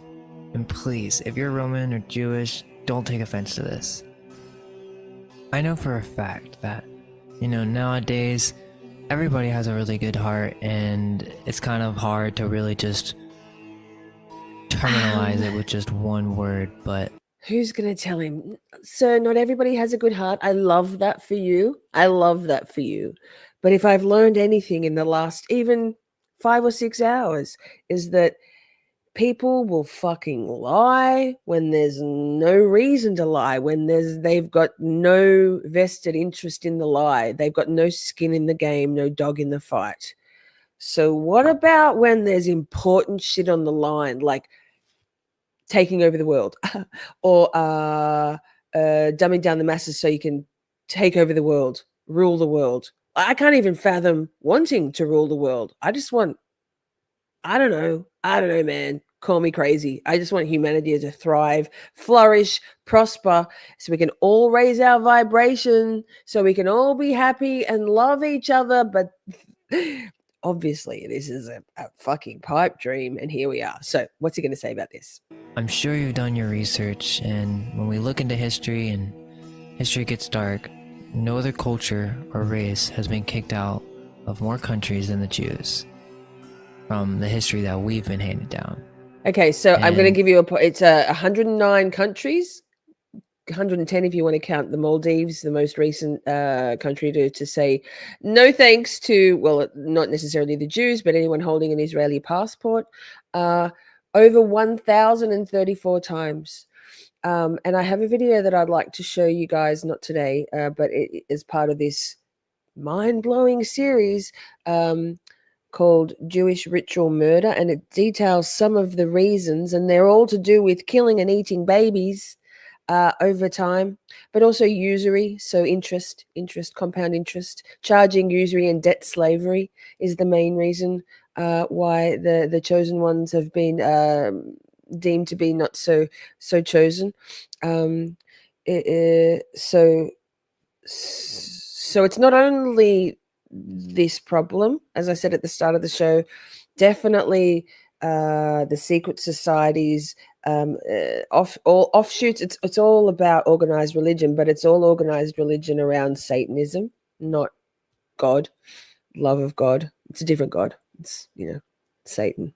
But There's a really dark history here, guys, and I can't really go into it in this channel, but it does explain so much. The Jews took the knowledge of the Irish, and they basically were a cult of the original knowledge of the Druids. That's the Kabbalah. It's the original tarot and the symbols that came from the Aryan priest of the global world empire after the flood. They took this knowledge, started practicing dark black magic, and basically through sacrifice and horrible religious ideologies, the ancient Jews warped and perverted the knowledge of the Irish. Now, I don't know if black magic was used in the destruction of Tartaria or not, but you tell me what happened. Tartaria could have been filled with peaceful people, because after the fight, they could have been easily subdued by the Roman soldiers. The Romans were the true Tartarians. They were the thieves. What we know as Tartaria is but a lie. The Romans and the Greeks named it using the language of the Gauls. Why? Well, we need to look into an important figure known as Josephus and how he influenced Rome. On Wikipedia, if you search Flavius Josephus, it says, during the First Jewish-Roman War, the Romans were battling the Jewish forces in Galilee. Now, Galilee is just one connection, even though it is in Israel. However, let's just reestablish this connection. So, what's happening? Before Christianity had begun, the Romans had their last and longest battle with the Druids. Well, the Druids were the Jews who hijacked the teachings of the Gomerites and stole it for their own perverted ways, became corrupt, and started sacrificing. That is why we hear about this happening in Carthage and Rome to please Jupiter. And this gets dark, but let's go on. The Gomerites were the Irish people, and this must have happened long after Tartary had been destroyed. So what is going on? All this knowledge that we have is just knowledge from the age. I'm just pausing to say, if you're wondering why I'm not responding to your comments in chat, my StreamYard's being weird glitchy. The last comment that I had up in my chat that I could see was Laney's wow, which was the Ireland thing, which was 12 minutes ago. And then just now, all of your other comments loaded. So just know that I'm not ignoring you. StreamYard is fucking with me, and StreamYard, I'm now paying $130 a month for the pleasure of utilizing your services. I'm a good customer. Please don't fuck with me with that kind of bullshit. And if it's YouTube, no, I'm on StreamYard. I should be able to see my chat. It should load. Anyway, carry on. After the catastrophe of Tartary, and this must have happened long after Tartary had been destroyed. So what is going on? All this knowledge that we have is just knowledge from the age after the catastrophe of Tartary, or the story of Tantalus, the father of Niobe. But here's the key to understanding this whole conspiracy. This was not Atlantis. I'm proving this through Plato. Plato could have been made up. It's entirely possible that the Greco-Roman civilizations never existed. Absolutely. Whatever empire was the culprit behind the deliberate destruction of Tartaria, or if it was just an accident. But who? Like, what do we believe now? Oh my God, the deconstruction of everything we've ever known. Luckily, we're all well-adjusted, well-hydrated, amazing people. who've walked through fire, all of us, many times over, and here we are, ready to take on these challenging ideas. The older you get, the harder it is to come to terms with. Maybe I don't think the normies can deal with this. They wouldn't even. They'd be like, "This pish posh. This is ridiculous." But Whatever happened, someone rewrote history after this happened. History is always written by the winners. When two cultures clash, the loser is obliterated, and the winner writes the history books. Books which glorify their own cause and disparage the conquered foe. As Napoleon once said, "What is history but a fable agreed upon?" Dan Brown, The Da Vinci Code. Let's recap. There was a flood, a deluge. The whole world went dark and was lost. The Irish civilization were the ones who preserved the knowledge from Atlantis. They distributed it throughout the world, and there was a worldwide global civilization. This is when Tartaria existed. A group or empire or cult or whatever you want to call it, Rome, came to power through evil, black magic, with a plan to create a new world order. Cataclysm strikes all over the world. The greatest of all empires is destroyed, Great Tartaria, in which the Greeks wrote myths about. This evil group rises, takes over, history is rewritten, and all ancient history is systematically erased by these power-hungry peoples, whoever they were. All the remaining empires and people were forced to join or be killed. This gives me a better position to assert more theories. Now, if this is so, we need to establish some sort of timeline, because what's going on? The first clue is in old 1600 maps. There's an I before the 600. Once you look into that, and then you look at the records of the Dust East India Company, they have the same thing. The best way I can explain this whole thing is that the 1600 ones are Spanish or European. They're all made from the European Union. And where did they get their source maps? Okay, I'm going to get it. oh, for the record, the European Union is like it's part of it. It's part of them. It was created post World War II. Dodgy. Trust nothing. Trust no one. World Economic Forum. It's all connected. Theoretical, but I feel as if I have to start somewhere with really figuring out what happened. What we know is the Renaissance, the European Union forming after Rome from Germany and then to Spain, Britain, etc. It's a fabrication. It's well known these days that Shakespeare was just a character. How much more of our history is full of these fictional personas? And shoot, if he isn't real, then maybe we should all just stop acting like we know it all, because with all these unsolved mysteries in the world, it really goes to show how little we understand. Before Tartaria was destroyed, remember, I said global. So they were in Europe, and that's why you see crazy architecture that all looks similar with unique varieties, but it's all the same idea, all over Asia and Europe and North America. All we know is the Greeks or Romans, if they even existed, were a people who walked into the cities of a once great nation, and tried to scramble what they could from the remainders, and dominated the remaining victims of the cataclysm. One question that bothers me, and I would appreciate any input or ideas, is why were the remaining survivors of this great empire not be able to strike back? It must have been targeted, or something beyond belief happened that we can't really understand today with our modern minds.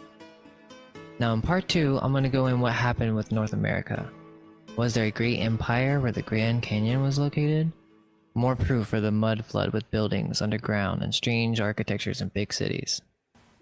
I know that was a lot of info, but we really felt compelled to try and bridge this Tartaria mystery with astrotheology and the story of Irish civilization. Yes. There's still a lot of interesting stuff that we didn't have time to mention, so stay tuned for more videos. Like and subscribe if you feel inclined. Yes. Until next time. Release all the Okay, so let me go back to walk and talk chat. Actually, I'm gonna play a song. But so this is the channel. If you, it's called Tartaria Explained. Let me see if I can share.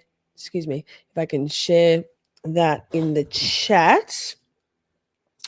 What am I doing? Something. That's the channel there. And then just enjoy the rabbit hole. But shall we do our song? And I think based on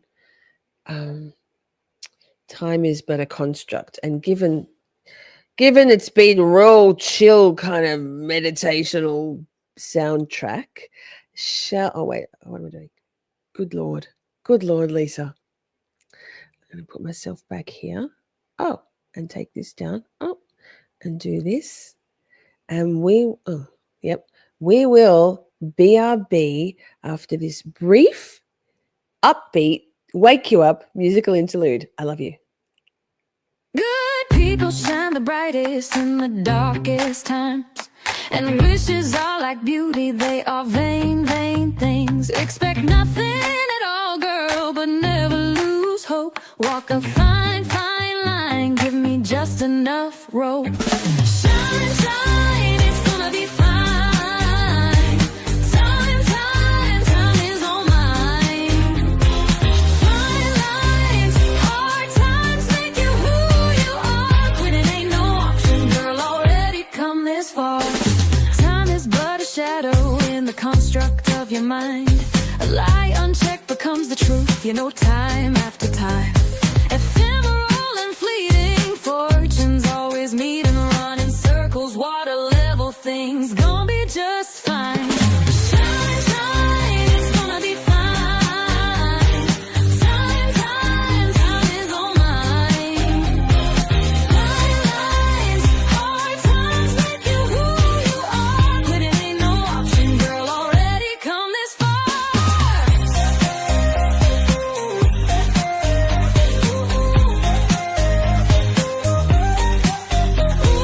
Time is but a shadow in the construct of your mind. A lie unchecked becomes the truth, you know, time after time. Ephemeral and fleeting, fortunes always meeting, run in circles, water level things, gonna be just fine. Shine, shine, it's gonna be fine. Time is all mine. Fine lines, hard times make you who you are. Quitting ain't no option, girl, already come this far. Whoa, now slow down, what you gonna do? Lamplight and lifelines, the lighting circles you. Opportunity, community, living, breathing entity, creation, foundation, building your eternity. Shine, shine, it's gonna be fine. Time is all mine. Fine lines, hard times make you who you are. Quitting ain't no option, girl, already come this far. Shine, time, fine, mine. Walk that line until the end of time. 'Cause good people shine brightest in the darkest times. We're back. Yes. So, chat's still being glitchy. I presume y'all were chair dancing. Let me get rid of this. Okay. So, part two's almost an hour long of this 7-part series. So, we'll just watch that. There it is. Simi was over there on the kick with the fun dancing emojis. Okay. Now, part 2. So we're going to the US. So less ancient history, more oh shit moments. I think we're going to have some oh shit. Next time. Oh, wait. It's the end. No. Let go of No, everything we you want to do think to this. be true. Start, please. And thank So you. much to cover. I'm Wait. just trying. Back to the That this start. device is the 100%. basis of probably a lot of different types of technologies, Why? but this one No, we want to go all the way back to the start. Thanks. Let go of everything you think to be true. Relax the mind and ask the question, do I truly understand what this reality is?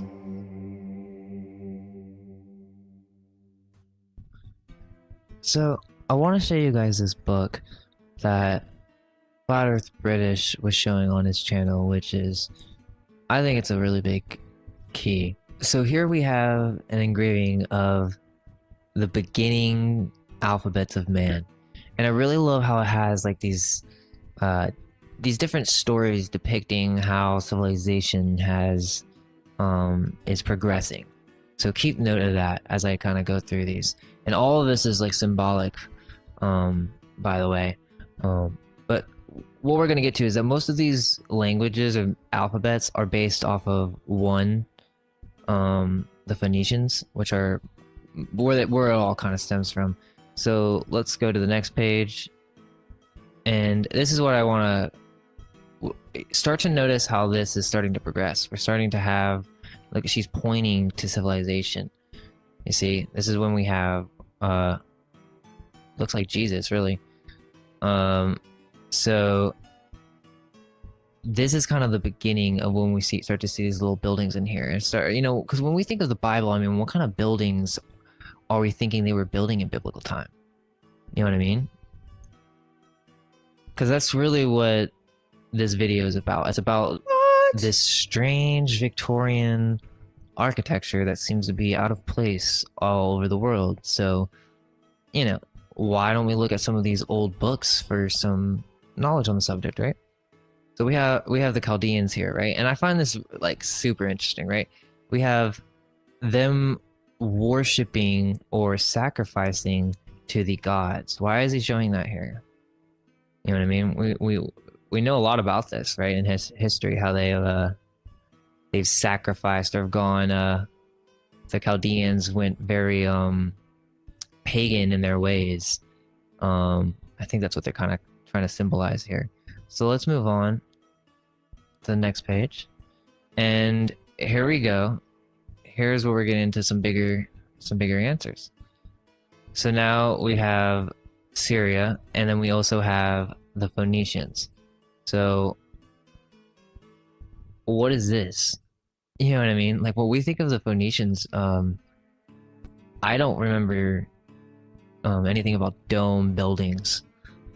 I remember hearing that they were very, you know, they sailed all on the coast of Africa to Britain and all that. And what is this about the Egyptians coming right after? Does this have anything to do with the Phoenicians? We don't really see a race depicted, or, you know, we just see this crazy architecture. Wow. Let's continue. And also, actually, I want you to start recognizing these strange devices, because this book is filled with antiquitech of like all sorts. Let's go forward. Okay, so we have the Chinese here, Armenian, and the Coptus, which is basically like the Greek and the Egypt blending together. So yeah, let's go ahead and get out of that.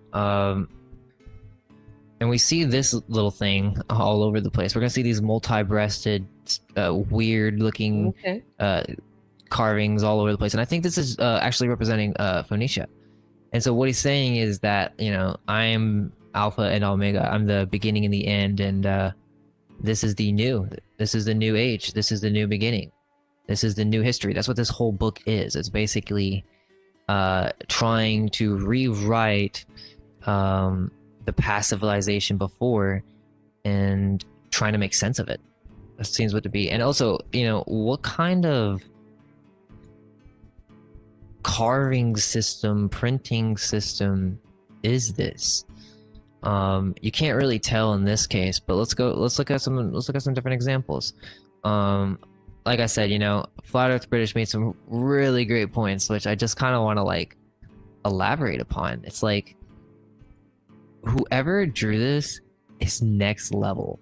Like, we got these thousands of different individual people doing their own actions. It honestly kind of reminds me of like 3D and like computer simulation of some sort. I mean, like, you hear of all sorts of types of devices in the past that were automative of some sort. And actually, you know, there's this other book where I'm going to get into that in a second, which we'll go over that. But back to what I was saying. Okay. We have this Victorian-esque type buildings, and what are they doing? They're kind of like coming up here, and it looks like they're destroying it. That's what they're doing. They're getting rid of this.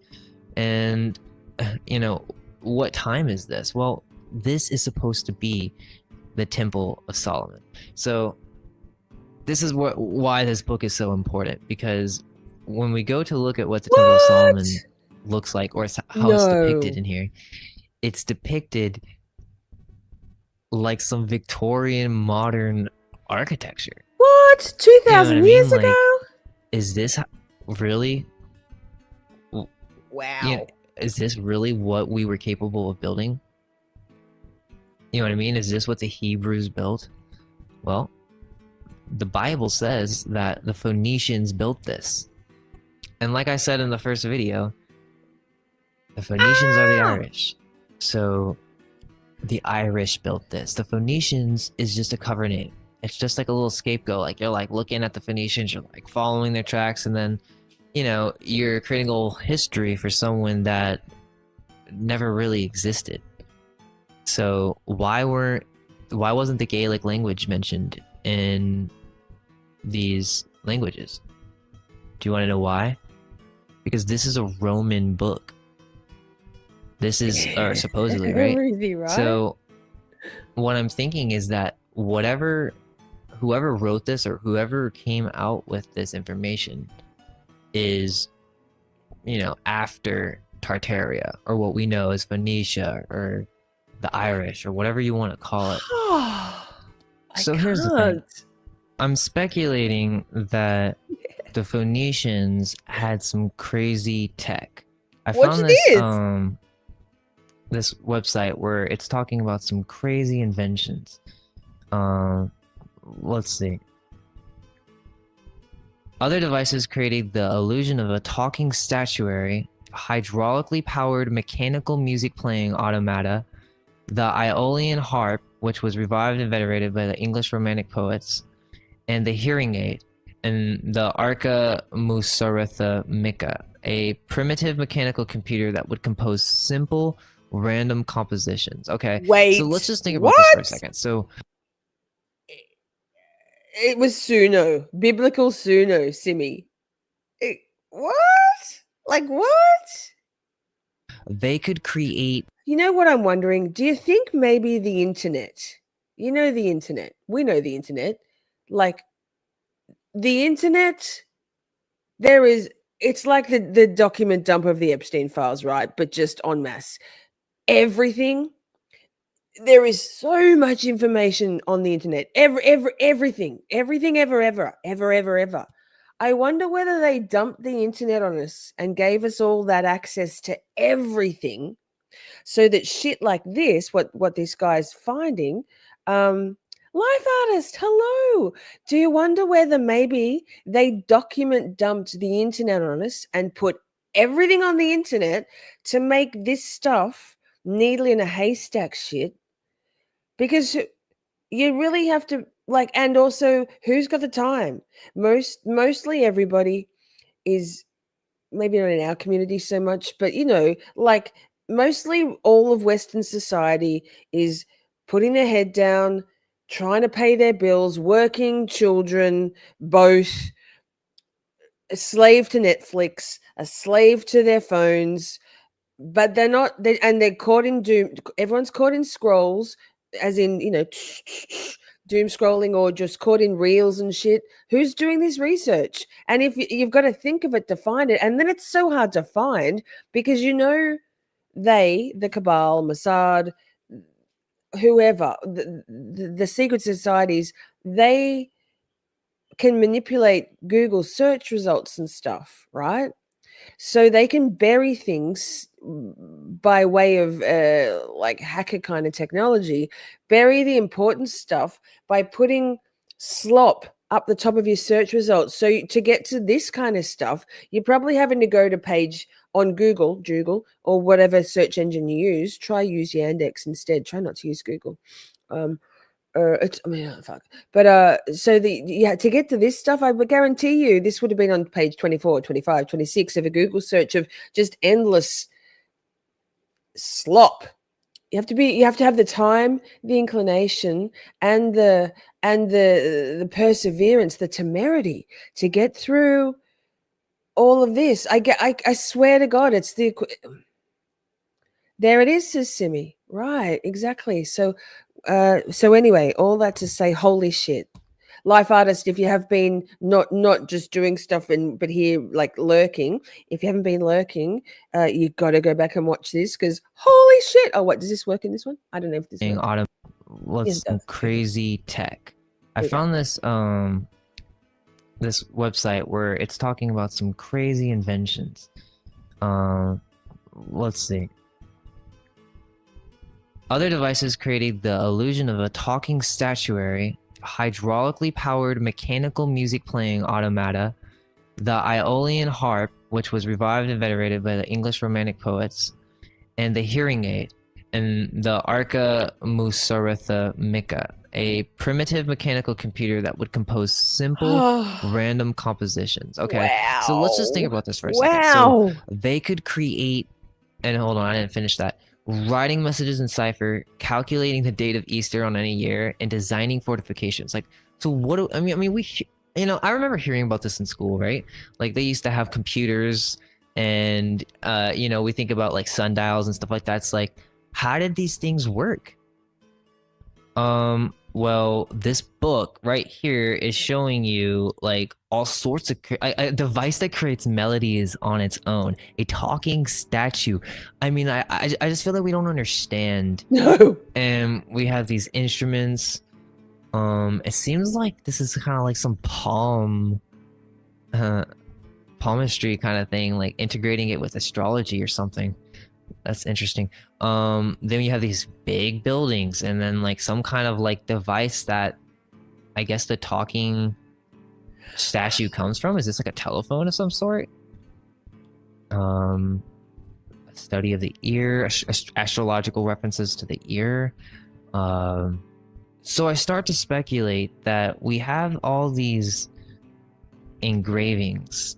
This has a specific look to it, right? You have all these different engraving type looks. Let's go back to this. All right, so we have, all right, let's look at this example. You know what I mean? So you can come in here and study this. You can come here and zoom into any single one. And I just wonder, is it possible that maybe they had some type of auto drawing system? I'm not trying to like be like Possibly. super skeptical. Like let's just be real. I mean, they had something that could compute musical compositions. You would think if they couldn't do photography, they would think of something, and if they're the ones building all these buildings, then I don't know. These buildings are so great and so magnificent. I would assume that, who knows, maybe they left over some type of printing technology, and the people who came and did this mass murder, I mean, this is some crazy stuff here. Why are they doing this? Well, there is some secret knowledge here. And I believe the Jews, right, in Jerusalem, whoever was left over and survived and was remaining in this magnificent temple that was created by the Phoenicians, right? They wanted The access Irish. to whatever the Hebrews were hiding. And that's what we know as, the Roman Wars. And that's what this is. Some crazy, dark, horrific stuff, right? But Yeah, why did it wait. happen? Because they didn't know what was going on. All this stuff was left over, all this magnificent architecture. You can see all this kind of like mud stuff. What is all this? It's all ruined. Well, so is this a depiction of Solomon's temple right here? What? It Like, is. Look at that. Pause. This is what they're saying was in biblical times? Pause. I mean, maybe they were drawing what their stuff was when they were drawing this, and they just, put it down. But I don't know, man. Wow. Wow. I don't know. It's so enthralling. And look at what they did to an entire nation. Crucifying them. I wonder why, right? Holy shit. So they were crucifying all of them, right? This is the Romans and the Jews fighting it out, right? It's what this is depicting, he just said. Oh. And if you, I don't know if he pauses on it. He might have already. There's weird torture stuff going on. There's people being like, what's that where they get ripped apart on all the things? Just barbaric shit. Can't just all be figment of imagination. I mean, it could be. You decide. There's a lot of confusion. Here we have a depiction of the goddess Diane. And this is from Phoenicia, which obviously the Romans took, but let's look at where it came from. So let's see. This is because the cult of Artemis, introduced by the Greeks who populated part of the coast at the beginning of the first millennium BC. So who was the one who gave the Greeks the alphabet? I'm going to assume that they also gave them spiritual concepts and symbolism. So, and then this is a older depiction of what now we just have her depicted as, with a simple tunic, and it's not so graphic. So this is the older depiction of what we have in New York, Statue of Liberty. Okay, and here we have an older depiction of the Statue of Liberty. Diana. It seems to be some magnetic levitation device of some sort. What? And you'll see these strange devices. Remember he said pay attention to the devices and things? That was in another etching in the book. So what is this thing here? Could be a musical instrument. Could be a mobile phone. Fuck, who knows? And my stomach's grumbling. And I think they're... Oh my god! What I think these are symbols, meaning like these engravings that we all know. Whatever artist or whatever created this, this has been kind of manipulated to be now kind of like an arcane symbol, meaning like I don't even know if like the technology actually looked like.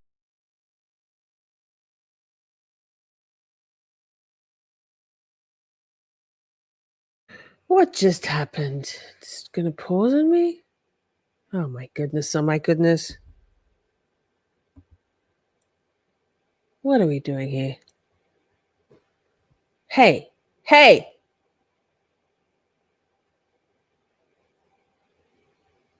What? Hang on a second. I don't know why that's doing that. They're fucking with us. Hang on, my tummy's grumbling so loud. I can talk over the top of it. Let me...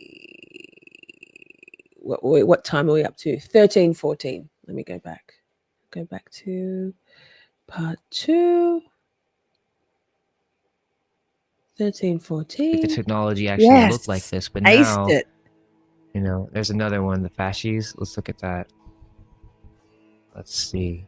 So here we have these instruments of torture. But I think that this thing right here was some type of sonar device, you could say. Some deadly weapon of multiple flutes tied together that could do some serious damage. Do you really think this would like hurt someone? I mean, like, it just seems kind of like doesn't seem like the most efficient way to make an axe, right? Well, that's what I'm trying to say. Is I think that this is all symbolism. Somebody like knew their stuff here. So we have the Temple of Solomon that in the Hebrew Bible actually says was created by the Phoenicians because of their crafting abilities. You know what I mean? Which I think is just a cover up. Look at the size of this angel compared to this temple. That's an angel. We could be like even like a fourth of that. So basically this is massive. That's what. So if we zoom in here, we can see the astrological symbolism of the man, the eagle, the ox, and the lion. And this just all goes back to the Irish. So I think they call us the Phoenicians, right? But this is really the Irish created this.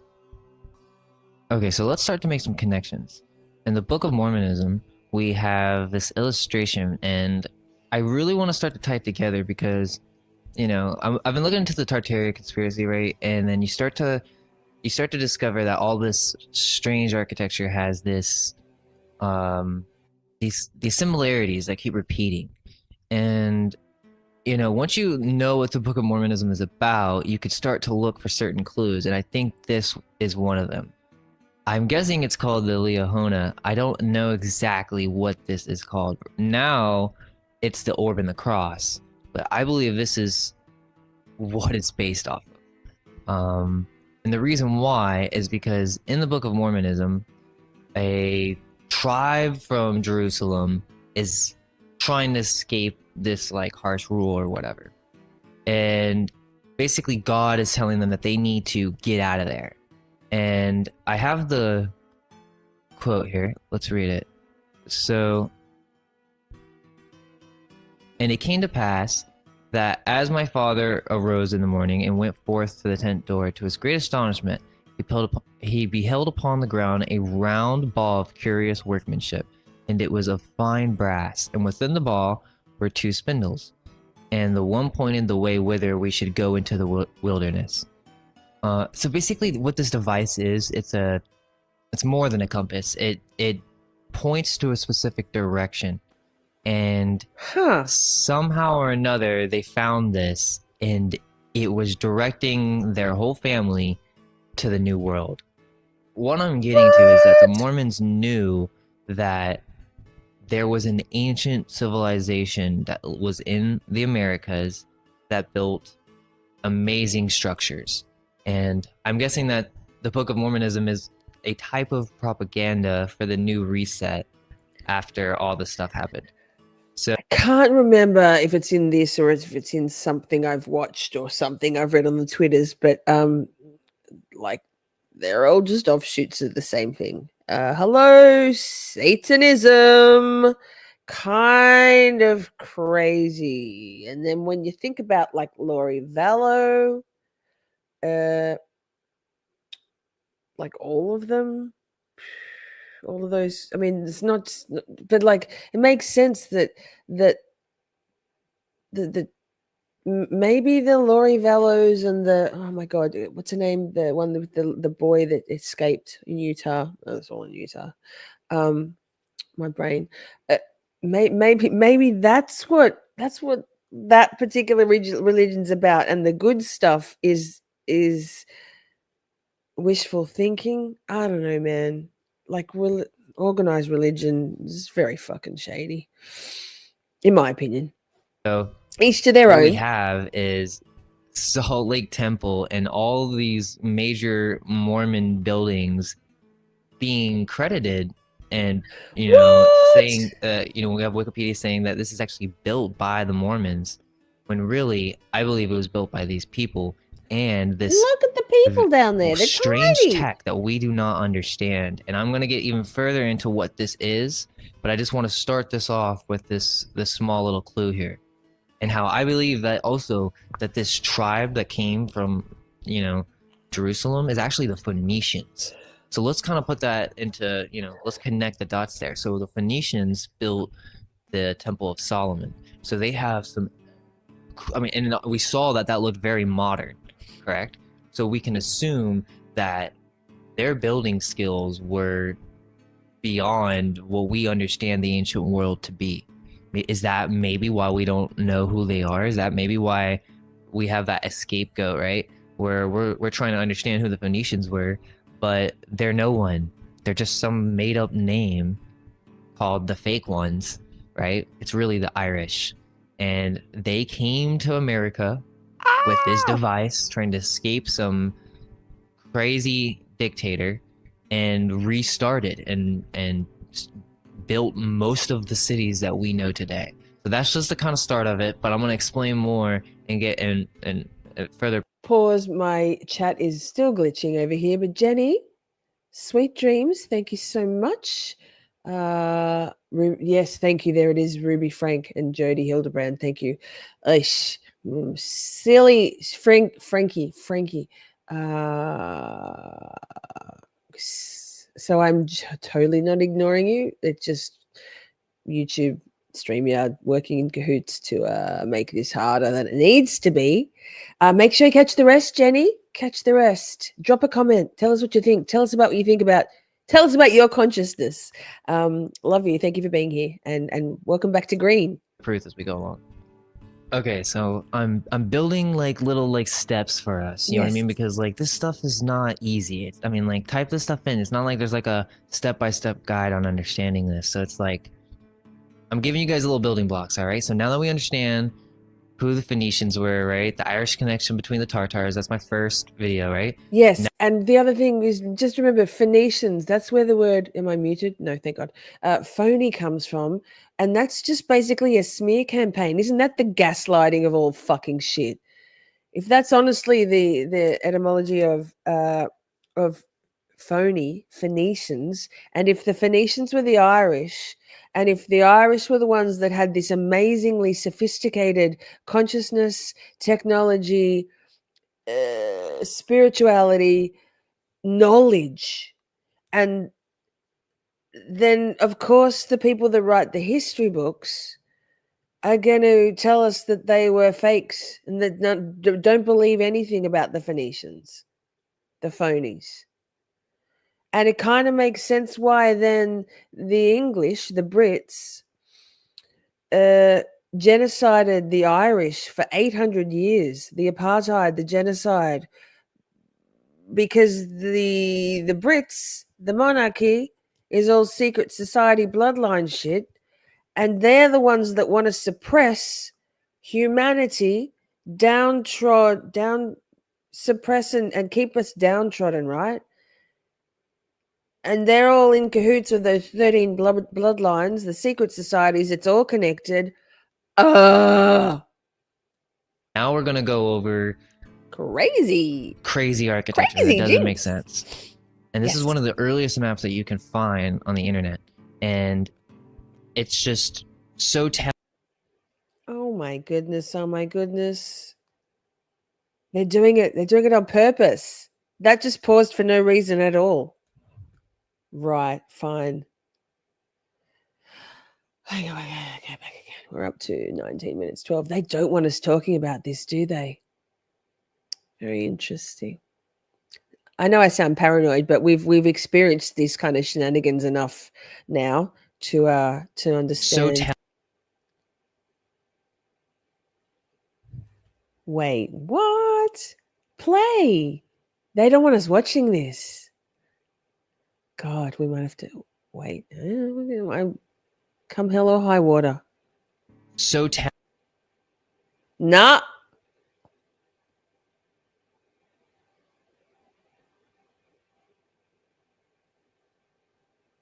Where's my record scratch when I need it? No, wait, this. That's suspicious. That's weird. Let's try again, shall we?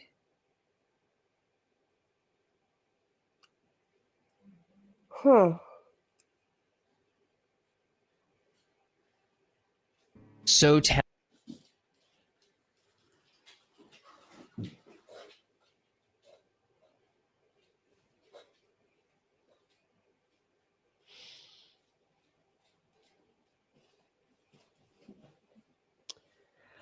Let me see if I can problem solve this, my beautiful friends. Let's remove. Let's go with.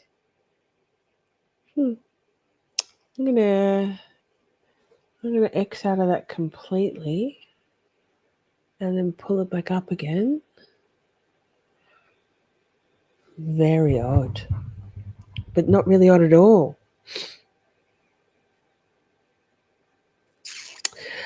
Let me just see whether I can reset this. Streaming is dynamic, after all.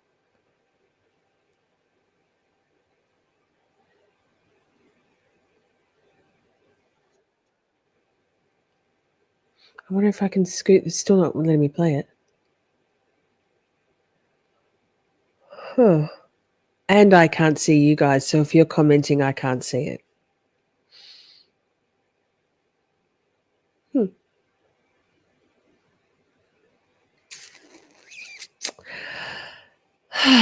Let me see.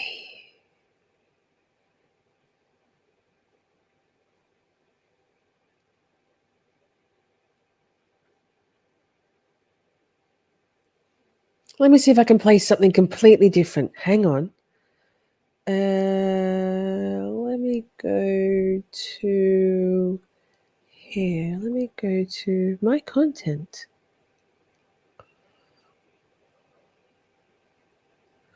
Let's go. Let's see if we can play this. It's on that shorty new year. Shorty. Let's make it make sense. So we'll keep going. Set the cameras. He's mounted outside. So that's fine. That's fine, right? That was Cardi. Hang on. So that works. Well, now I can see your chat again. Let me go back, see whether we can.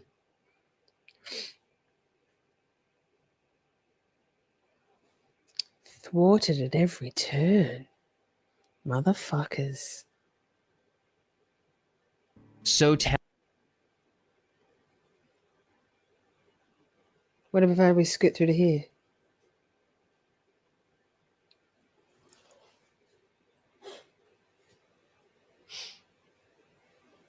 Huh.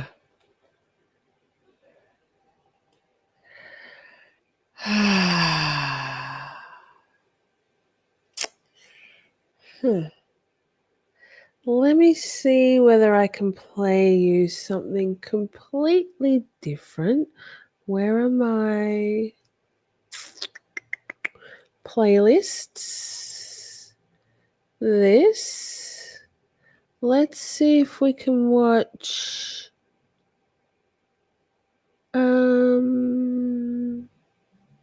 Let's watch this. Wonder. I wonder. Is it this one? Let's just watch this one. We'll see.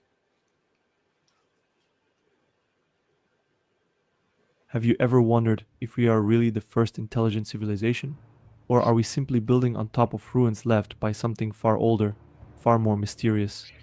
What we're about to explore might prove we are not the first, but simply the latest to inherit these mysterious structures. Look at this image from 1973. You see buildings standing tall above a massive hole beneath them. This place is called Les Halles in Paris. In 1973, when building a metro station, they discovered something incredible. Beneath the modern streets and buildings was a perfectly preserved structure, 800 years old. Buildings, columns, even fountains, still standing. But here's the strange part. This wasn't a basement or a cellar, it was once at ground level. What's even crazier is that it was built without machines, using just hammers and chisels, but survived for centuries underground. Yet, today, even with our technology, we struggle to build roads without potholes. If we're so advanced, how was something so old and complex lost beneath our feet? Could we be less advanced than we think? Around the world, many buildings seem partially buried underground. Look at cities like St. Petersburg, Seattle, or Prague, where many buildings have windows and doors hidden below street level. Some say these buildings weren't built this way, they were buried. This idea is known as the mud flood theory. Supporters believe a global event covered entire cities in mud, hiding parts of structures beneath the ground. But history doesn't clearly record this disaster. Officially, historians say the ground slowly rose from dirt and debris over time. Bullshit. But how could so much dirt quietly bury entire floors of buildings? Maybe we're living on top of older cities, built by civilizations we've completely forgotten. What if our modern world is just the latest chapter, built upon the ruins of those who came before us? Everyone knows about the famous pyramids of Giza, but what if I told you there's more beneath the sand? Recent radar scans found massive structures deep underground.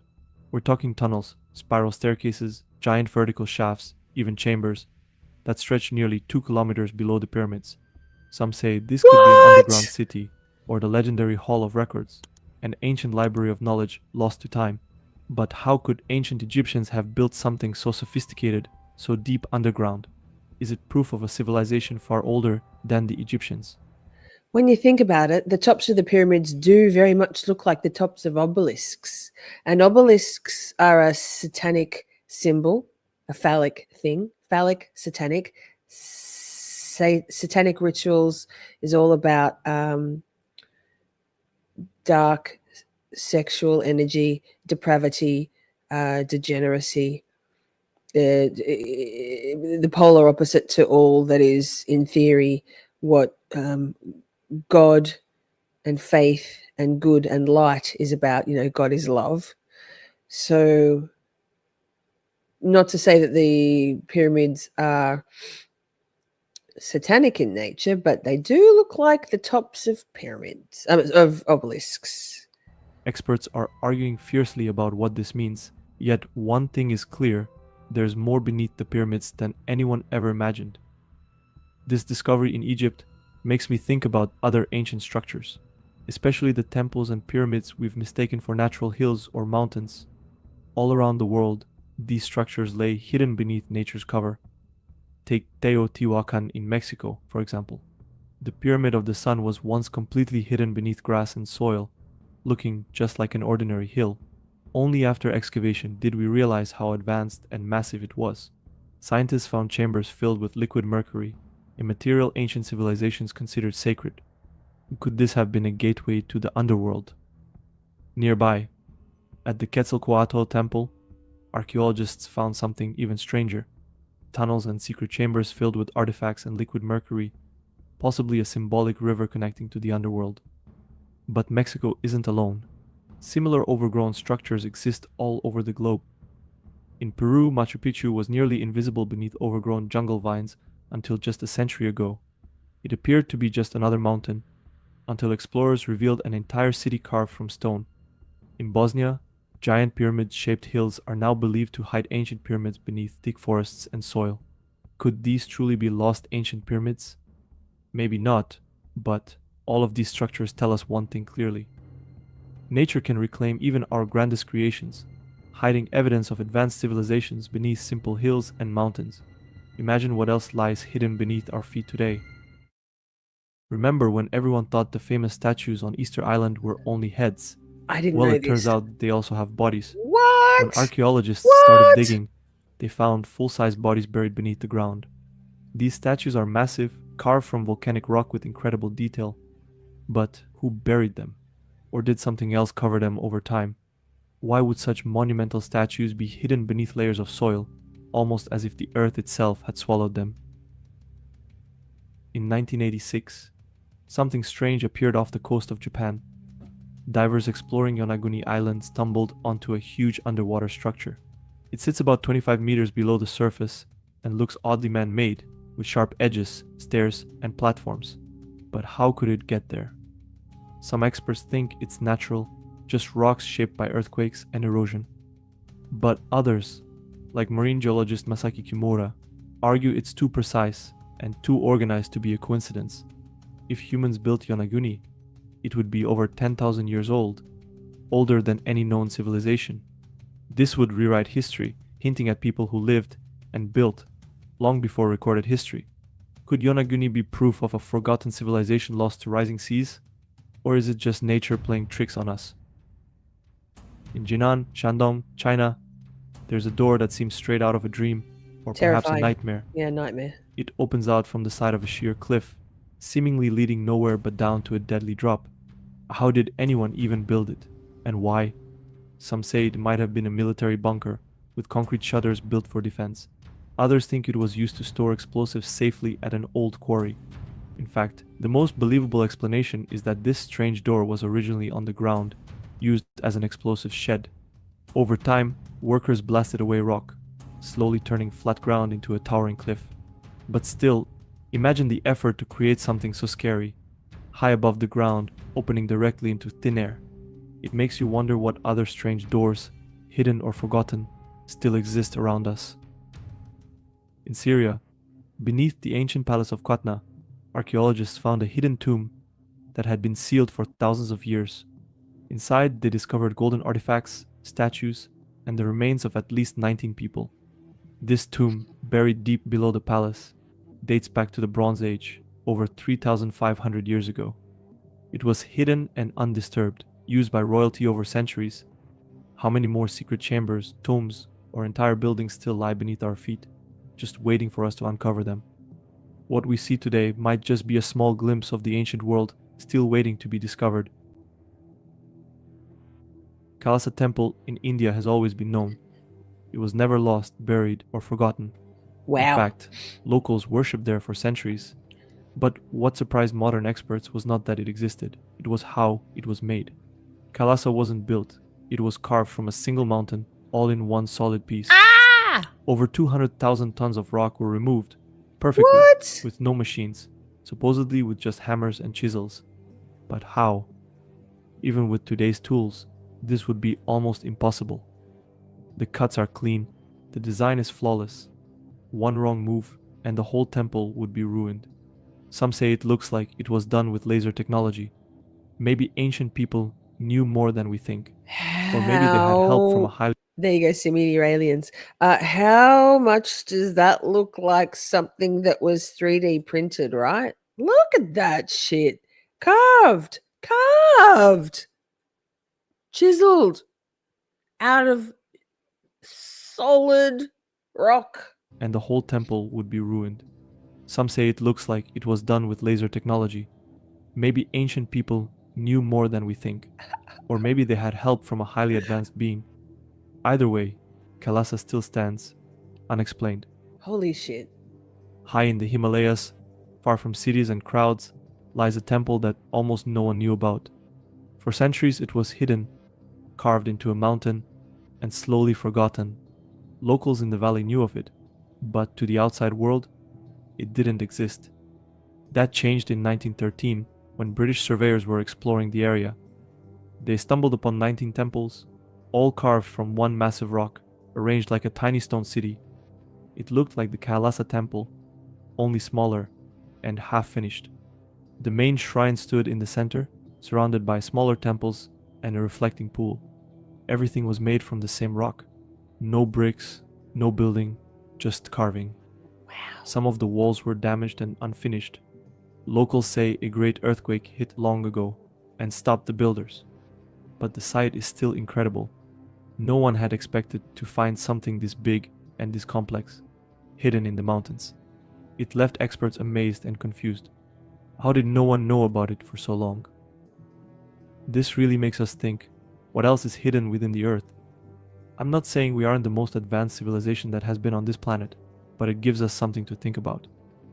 Were we really the first advanced civilization? Or are we simply rediscovering what's No already way. there beneath our feet? Yes. Keep digging. You never know what you might uncover next. Yes. Let's see if we can go back to it. How crazy is that? That wasn't the one I was thinking of playing, but wait. Let's I don't want to I'm not going to try.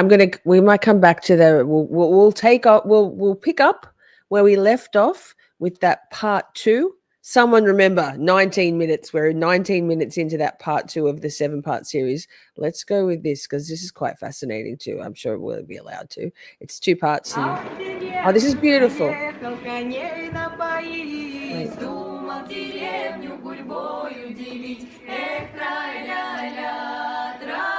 Wait.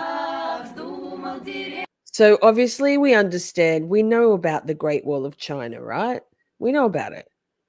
But have you ever paid attention to it? Because this is drone footage of the Great Wall of China. I'm sorry, what? What?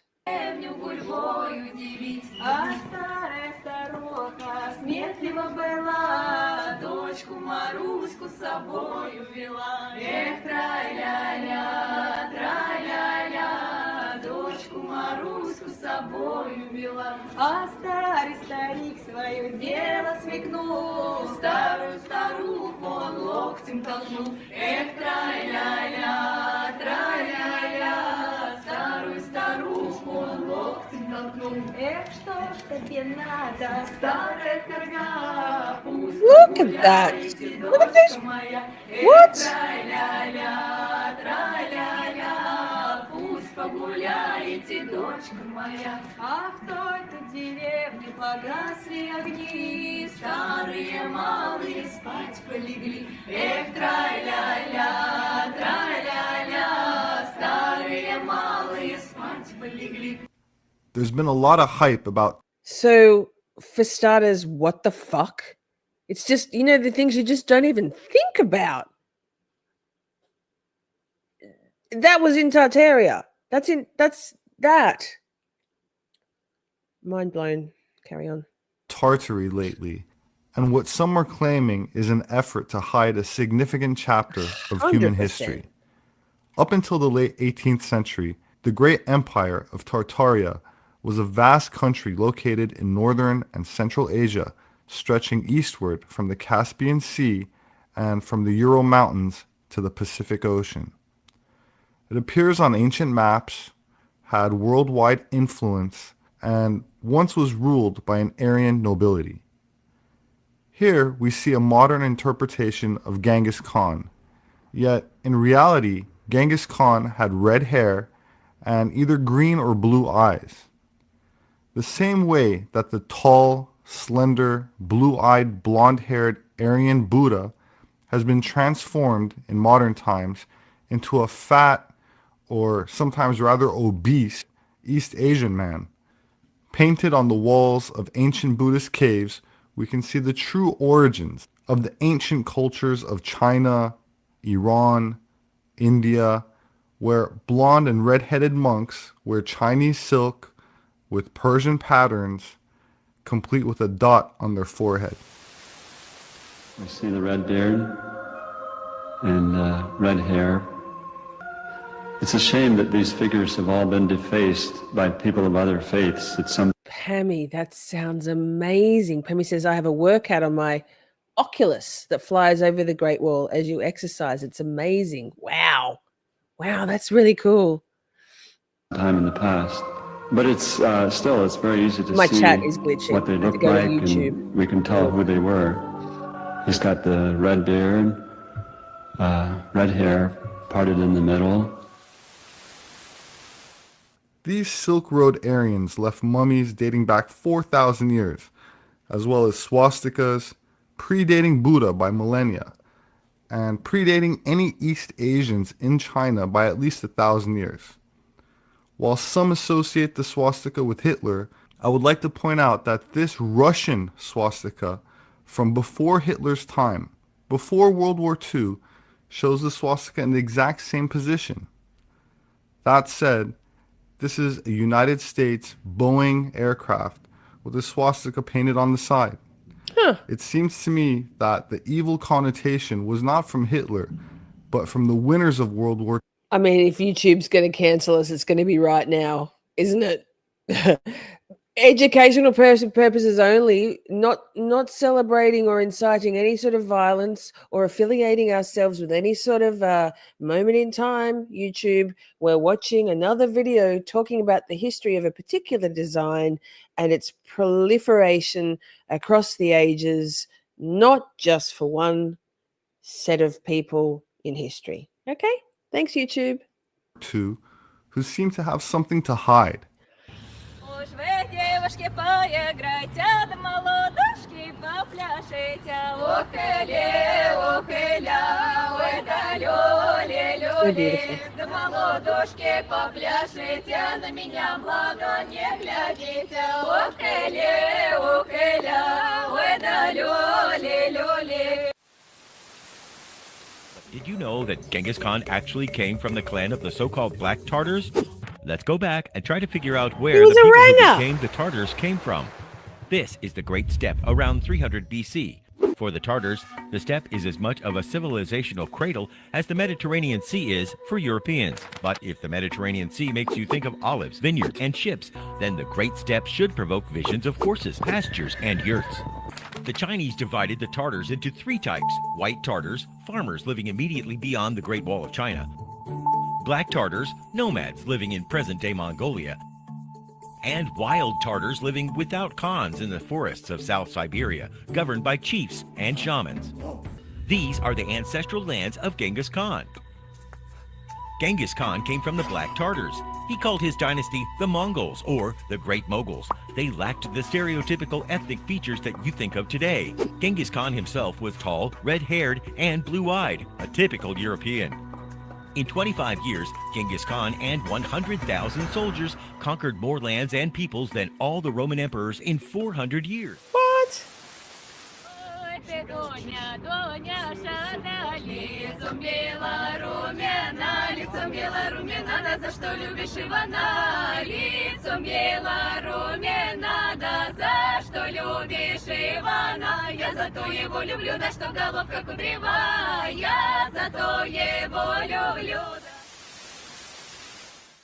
There was a race of people known as Tartarians, which many historians know little about. Some speculate that they were once a great and sophisticated empire. Old maps clearly identify Tartary, or Great Tartary, as a huge landmass. Its people were described as Turkic, an ethno-linguistic culture found throughout Asia, North Africa, and parts of Europe. Tartary had its own flag, their own kings, and their own language. Maybe these Tartarians were related to the original three-dimensional Aryans who appeared during the Age of Aries, descendants of some of those who survived the cataclysm which wiped out Atlantis. This is interesting because in Herodotus's histories he talks about a people called Atarantians. Could he be referring to the Tartarians, possibly descendants of the Atlanteans? The Internet Encyclopedia, encyclopedia.com, states that after the Bolshevik Revolution, Tartars were targeted for extermination. In the 1920s, most Tartar leaders and intellectuals who wanted independence were eliminated through execution or exile. This policy against the Tartars continued to some extent until the early 1950s.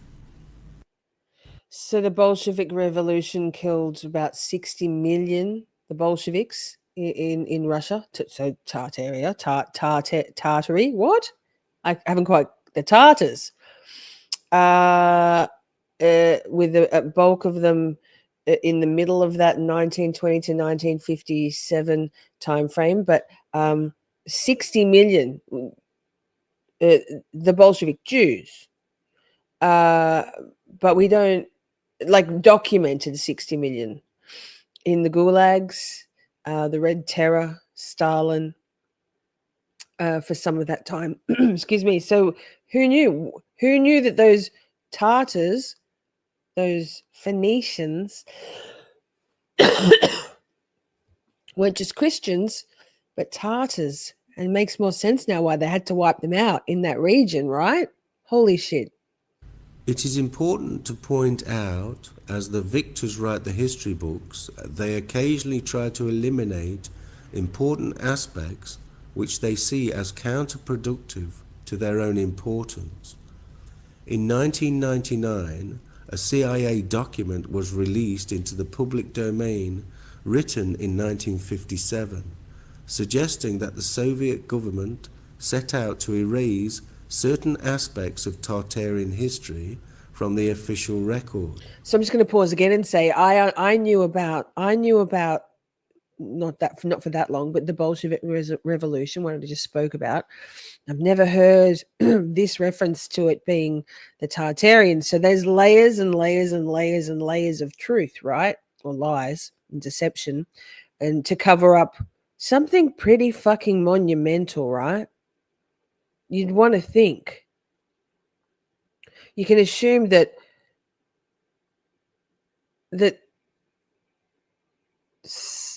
if we're talking about, did we get in that the 7-part series, Tartaria Explained,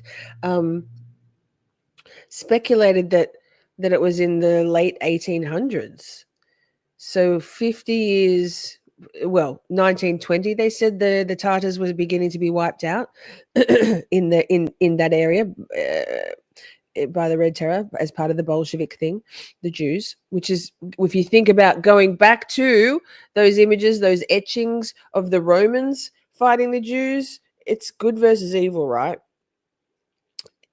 In concept, and still now. So if there's some speculation that the fall of Tartaria was late 1800s, and we'll get to it in that 7-part series, and then as part of that elimination of that cultural, of that true history, that in 1920 they began in earnest in that region, the baddies, the evil, began in earnest to wipe these people out, the Tartars, right through to the 50s, and then that's 100 years ago. So there's no living memory. And if we put that also into those orphans, the orphan trains, same time frame, right? Are we starting to piece some puzzle pieces together? Fascinating. So one of the things I find most interesting is those layers of lies and deception, is that you might uncover one thing and think you've gotten to the truth, capital T, when actually there's another one and another one and another one and another one. And you've got to look in that mountain, that vast ocean of information available that is the internet and books. I mean, the books are there, if they haven't been burned in the libraries over the years. And who writes those history books, though? Like, this is a propaganda exercise of gargantuan proportions. He just said CIA documents released, but by that, like, who just like quietly released in the late 90s. By the way, we killed all the Tartars. It was a true thing. It was a full thing. We just did it, but essentially rewriting history holy shit to suit their agenda and modern narrative. Holy shit. When considering that the Bolshevik Revolution was partly financed by the international financial cartel, it opens up a whole avenue of historical deceit. Amen. After the German National Socialists came to power in 1933, a strong relationship developed between themselves and the Iranian Shah. A great deal of trade took place between the two countries. Wait. With almost 50% record scratch. This is interesting. So who right now on the world stage is desperate to be engaged in a war, to declare war on Iran? I mean, it's Israel by proxy through the United States, right? It's about to happen. So that's interesting. So Israel is the secular Jewish state, right? So-called Israel, occupied Palestine. So let's just call it the Jews, although we understand that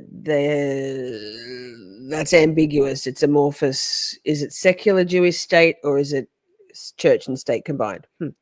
So we've got, in the olden days, the World War II and World War I, we had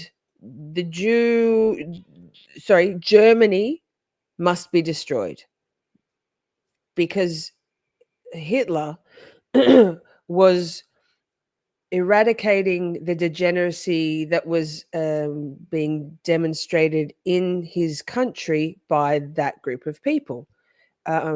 Rampant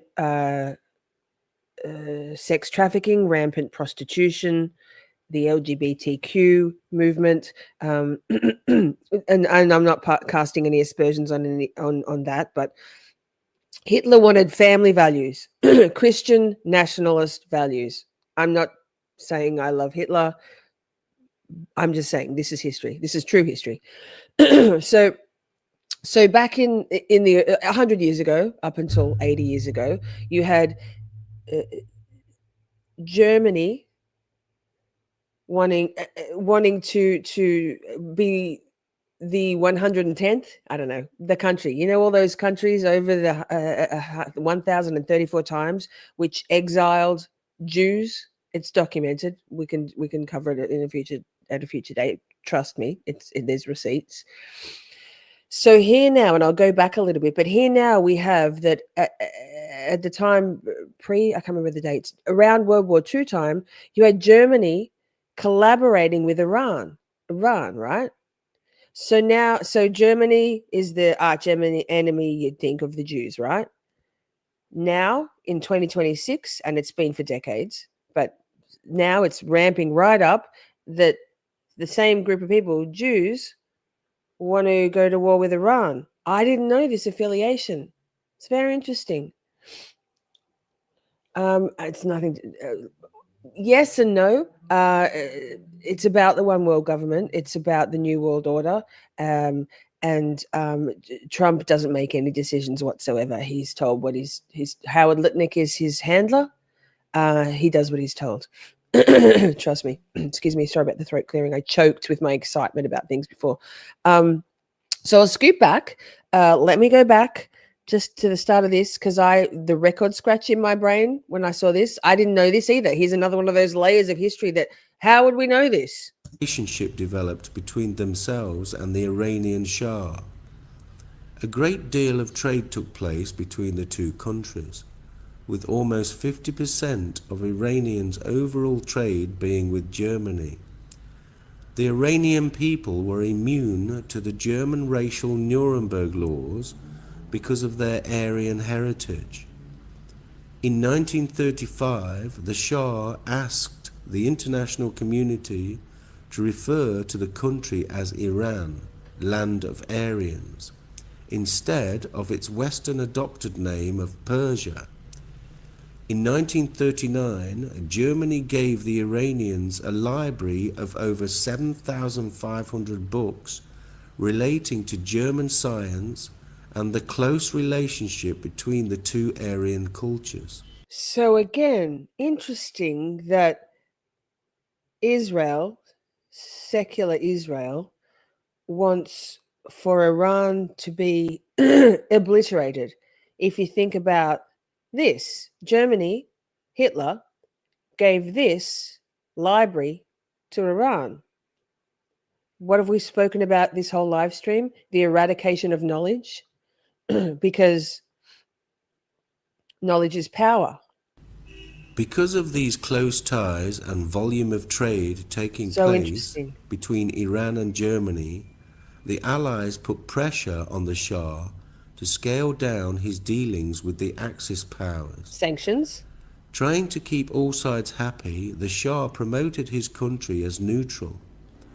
Unconvinced of this, the Allies invaded on the 25th of August 1941 in a joint Anglo-Soviet attack on Iran. 3 weeks later, the Shah and any pro-German government officials were asked to resign. The Shah's son replaced him as head of state, allowing the Allies control of the country's oil fields. Between the 28th of November and the 1st of December 1943, the Tehran Conference took place. The first time the big three Allied leaders had met together during the war. So I knew about the Tehran Conference to discuss future strategy concerning a second front against Germany, and also the need to recognize Iran as an independent country. Of all the places in the world to hold a conference discussing the defeat of the German Nordic Aryans, kind of random, huh? One can't help but feel that Tehran, in the heart of the land of Aryan, was not just a random coincidence. Although the United Nations debate on the race issue and its origins was settled in 1950, concluding we are all from the same species, and as Europe and Western sovereign nations undergo the controlled demolition of its individual sovereign nations, one can't help but speculate as to who will next be eliminated from the history books. I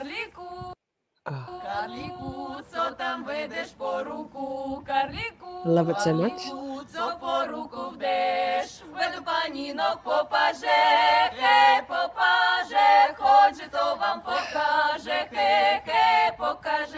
My name is Robert Sepper. I'm an It's Robert Sepper. anthropologist. You can find my Excuse me. published work on Amazon. Okay. Oh my God, sorry about the throat clearing. So we'll watch one more video. That's fascinating. I found that fascinating. Too bad if you all don't, because we're watching it. We'll watch this last one. I think it's 9 minutes. And hopefully next week we can resume with Tartaria Explained Part 2, 19 minutes in.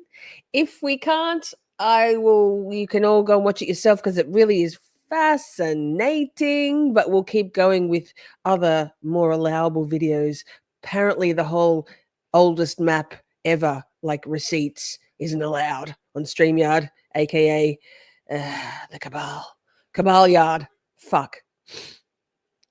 Okay, let's watch this one. This is a shorter video. I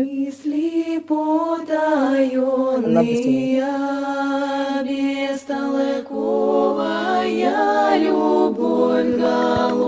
I love that you love it, Timmy. Attila the Hun was the leader of a tribal empire consisting of Huns, Ostrogoths, and Alans, among others, in Central and Eastern Europe.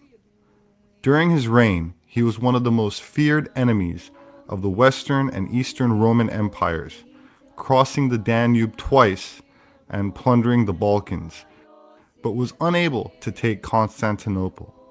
He also attempted to conquer Roman Gaul, which is modern France, crossing the Rhine in 451 and subsequently invading Italy, devastating the northern provinces, but was unable to take Rome itself.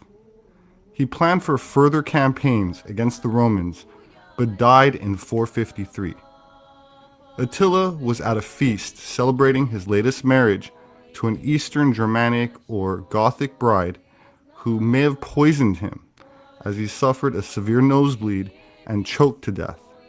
An alternative theory suggests that he succumbed to internal bleeding after heavy drinking.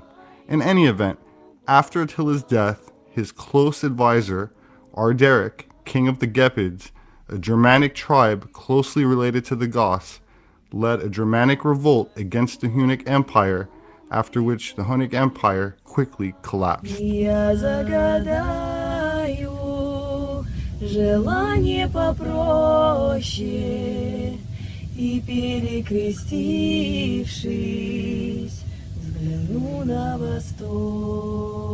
Attila himself is said to have claimed the titles of descendant of the great Nimrod and king of the Huns, the Goths, the Danes, and the Medes. I'm going to pause when my brain catches up. The Nimrods. Who is it that can be traced all the way back to the Nimrods? Is it Bush? It's someone important. God, I spend so much time learning all this stuff. It might be one of the royals. God, anyway, I probably shouldn't have paused it, but important. Nimrod's important. It's all connected. The 13 bloodlines. Oh, I've been watching more of. Remember Fritz Springmeier? Listening to more of his talks. Remember I told you I had to dip on something because I don't know why I was like I wasn't the right time for me in my brain, and so I went back. It's 4 hours long. It's so bloody good. Simi, thank you for that clip. I'm going to pull that up to play after this one, and then we'll finish on that. Simi found me a little a story about a testimony of a train orphan. A Khaganate is a political entity ruled by a Khan or Khan, a title of imperial rank equal to the status of emperor. It may also be translated as Khan of Khans, equivalent to King of Kings.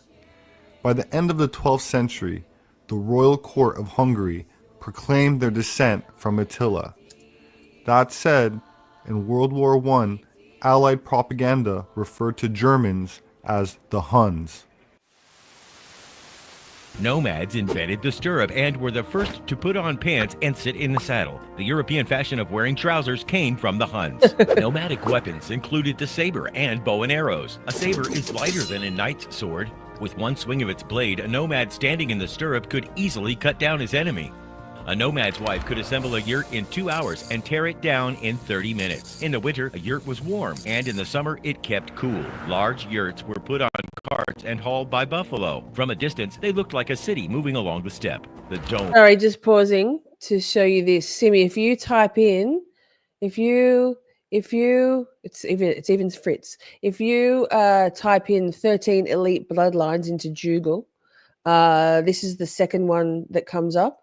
It's a document. It's actually a CIA document. Bloodlines of the Illuminati. There's also a book. Fritz has written a book.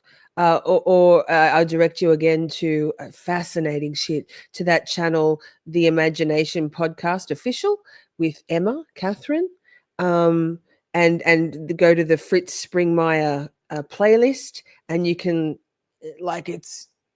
it's hours of learning. My brain's still absorbing it all, but there you go. If you want to learn more, our friend Fritz, we love Fritz. Remember Fritz with the bits of paper and the folders, the manila folders? Let me see. Has it got the list here? Yeah, the whole thing. I don't know if he's got how many pages is it? Probably 7,000. There are 13 bloodlines. Here we go. So here we go. Can I zoom in? Yeah, another one. Zoom in. So we've got the 13 families are the Astors, the Bundys, the DuPonts, the Freemans, the Kennedys, the Lees, the Rockefellers, Rothschilds, and Russells. That's the drug trade. And then we've got other prominent Illuminati families also play key roles in the drug trade. So that's not all 13, but we've got the Bronfmans, Cabots, Shaws, Bacons, Perkins, Morgan, JP Morgan, Forbes, the Forbes list, Cisneros, Oppenheimers. We've got also it's the Onassis. So the Kennedys was there, yes. I think the Mountbattens. No, the Winds. It's the Royal. Here we go. Wait. Anyway, that you can easily find that, Simi. I dropped the link in, but it looks long. That's what she said. Easy to find. Okay. Easy peasy. There it is. Now let's go back to this. The yurts. Dome of the Khan's yurt was covered with gold. The Khan's headquarters was known as the Golden Horde. In Europe, they became known as the Huns.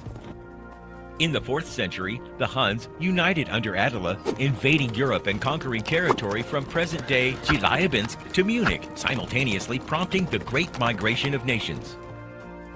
Attila's luck ran out fighting the Goths in the Battle of the Catalonian Plains. Many of his people then settled in Crimea. One can still find traces of the Huns in the genes of Bavarian barons. That's Iran.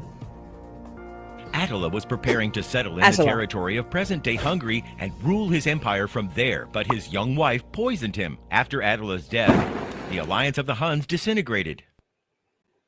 In the 6th century, the Turks grew in strength, having learned how to forge incredibly strong sabers thanks to their unique method of melting ore at a temperature of 1400 degrees. Imagine. How'd they know how to do that? The Turks created the Turkic Kaghanate. Over the course of a century, they conquered the lands along the Silk Road, bringing all international trade under their control. Turkic language and culture spread alongside gold, silver, furs, spices, and silks traveling on camel caravans. Beginning in 522, the Turks began using runic writing. They read in columns, like on this epitaph, carved in stone in honor of the Prince Kultagin of the Second Turkic Kaghanate. The Turkic Kaghanate began diplomatic relations with the Chinese, who wrote the first accounts of the Tartars. In the 6th century, the Turkic Kaghanate weakened and split into Western and Eastern Kaghanates. In the east, the Kimak and Kipchak tribes founded the Kimak Khanate. In the west, Bulgar tribes established Great Bulgaria, led by Kubrat Khan in the Black Sea region. Great Bulgaria lasted only 50 years. Asparuch, Kubrat's third son, went to the lower Danube and there formed the Danube Bulgaria with its capital in Pliska. This is modern-day Bulgaria, whose capital is in Sofia. Katrog, Cupid's second son, went north. There, where the Volga and the Kama rivers met, he founded the Volga-Bulgaria state, with its capital in the city of Bulgar. In 922, at the invitation of Iltibar Almush, an emissary from Baghdad arrived in Volga, Bulgaria, marking the region's official adoption of Islam. The secretary of the ambassador, Ibn Fadlan, wrote a very detailed account of his journey. By the way, Rus, which would later become Russia, adopted Christianity only 66 years later. The Russian princes appointed by the Great Khan either paid taxes or served in the army. In return, they benefited from secured borders, safe roads from Crimea to China, and a stable financial system. That looks a lot like In this Tartaria, way, the doesn't it? Golden Horde, later nicknamed by the Russians the Tartar Yoke, lasted until the 15th century. After a time of troubles, the plague, and the invasion of Tamerlane, the empire began to weaken. Cities such as the capital of Saray began to die out. Its function passed to the city of crime, now Stary Crime, which claimed the legacy of the Golden Horde. At the same time, Moscow entered the political arena as a formidable contender. A fragile union between Crime, Moscow, and Kazan exited throughout Eurasia until the fall of Kazan and Astrakhan. In 1552, Ivan the Terrible sacked Kazan. The year before, he built a military base in nearby Shvayetsk. Everybody in the region took sides, either with Moscow or Kazan. Ivan the Terrible attacked Kazan with the cavalry of the Kazim Khanat's leader, Shah Ali. Ivan the Terrible had an army of 150,000 people and 150 cannons. In Kazan, he was opposed by 33,000 soldiers. Using gunpowder, Ivan blew up the city wall and stormed in. St. Basil's Cathedral, standing in Moscow's Red Square, commemorates this event. When Kazan fell, the Tartars lost their statehood. The Astrakhan Khanat subsequently fell, followed by the Siberian Khanat and later the Crimean, after which the Tartar factor faded from the world arena. The myth of Queen Siumbiki is connected with the capture of Kazan.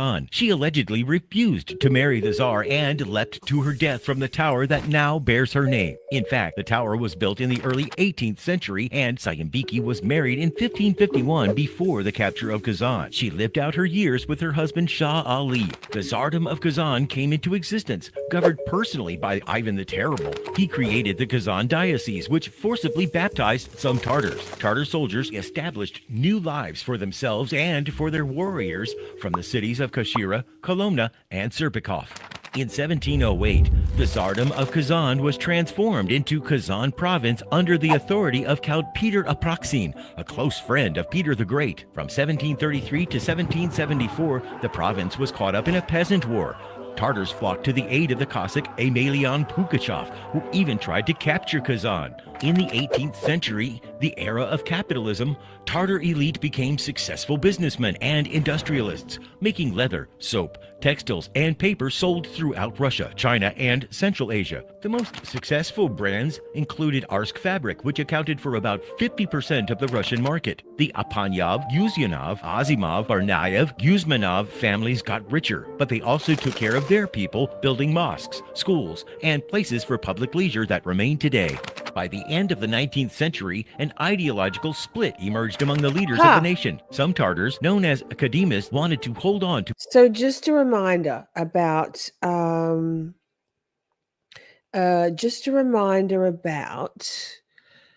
this whole Islamophobia thing, right? Which is orchestrated by, initiated by, supported by, and fueled by the Kalergi Plan, which is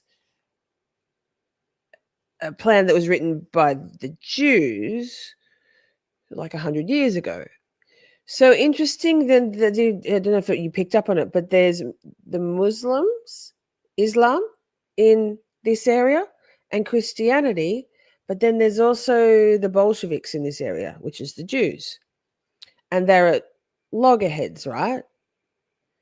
So it's always religion's got a lot to organized religion's got a lot to answer for. We know that. But that's interesting. So in this region, this emergence of or more established presence of Islam in the Tartarian region is also interesting, in my opinion. My brain's still trying to process. On to patriarchal traditions. Their opponents, known as Jadidists, favored Europe and Turkey, secular education, and Western fashion. Ты заставила Варвара к тебе в гости ходить, себе в гости ходить, все подарочки дарить. Подарю я Вареньке черепички аленькие, мы пойдем с тобой. My name is Robert Sepper. I'm an anthropologist. Please leave me a comment if you'd like to make a request for me to cover in a future video. Thank you for sharing. Please make sure to subscribe, and I will see you again soon. Unfortunately, we're watching this on a channel that's a compilation channel, so that wasn't direct from the source. But thank you, sir, for your great little videos. We love them a lot. Now, one more thing, and then we'll call it for tonight. Thank you all so much for being here. It's great to see some new people coming on in, subscribing because they're curious. Now, Simi sent me this. I've got to go here. Walk and talk while I just get it. So it. I wonder if we can do it. An orphan train rider shares his story. 6 minutes. I love. Why is it muted? God. 1920 Wait. in Elmira. Stanley Cornell, who was born in 1920 in Elmira, New York, was also not a true orphan, though he too would ultimately ride the train to a new home. Stanley's father, a World War I veteran, had health problems associated with his wartime mustard gas exposure. After his wife. So if you came in late, we and the very first video we watched covered and spoke to the mysterious nature of these hundreds of thousands, hordes of babies,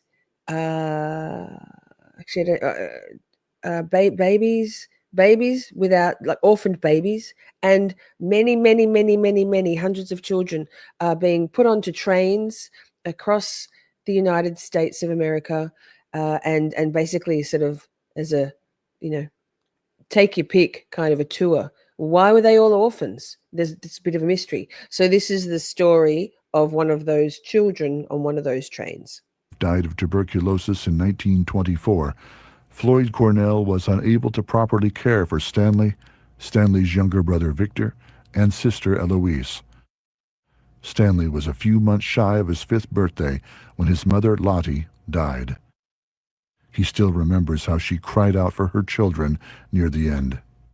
When Mom was in her room crying and hollering and wanting, she said, "Stan, Vic, please come see me," and crying, night and day practically. We put this, and the window was up so high, about there on up, down below is not. I love him. Hi, Hope. It's good to see you. We've had quite the fun time, Hope. We were halfway through, almost through the third video we were going to watch on Tartaria Explained, and we were watching it when suddenly it just paused, kept pausing. Not me, like no hands, not me. No matter what I did, we can watch other videos. So there seems to be some of that, YouTube censorship, where YouTube/StreamYard, where when we get a little too close to the truth, and I witnessed this firsthand in Twitter or X Spaces when I'm listening, and those sneaky little rats, the people in charge of everything, fuck around, make it extra glitchy, mute people's microphones, like, look, Ma, no hands, not me. Same. So remotely, you all might recall the time when my Wi-Fi simply would not connect when we were doing the 9/11 show. Was it one of the 9/11 ones? Maybe it was the Hollywood one. I can't recall. There's been so much fuckery ever since I've changed direction of the channel a little bit, and we've been delving into more of the truth arena, the red pilling of it all. We've come up against some fuckery, but good to see you, Hope. We're just watching our last little video here about a lovely old gentleman telling his story about being an orphan train rider from the Depression. I got the wagon up there, then there's the orange crate, that I sat inside of the wagon so I could climb up to the window and get in the window because the door was locked to her room. He believes his relatives may have tried to keep him away from his mother because tuberculosis is contagious.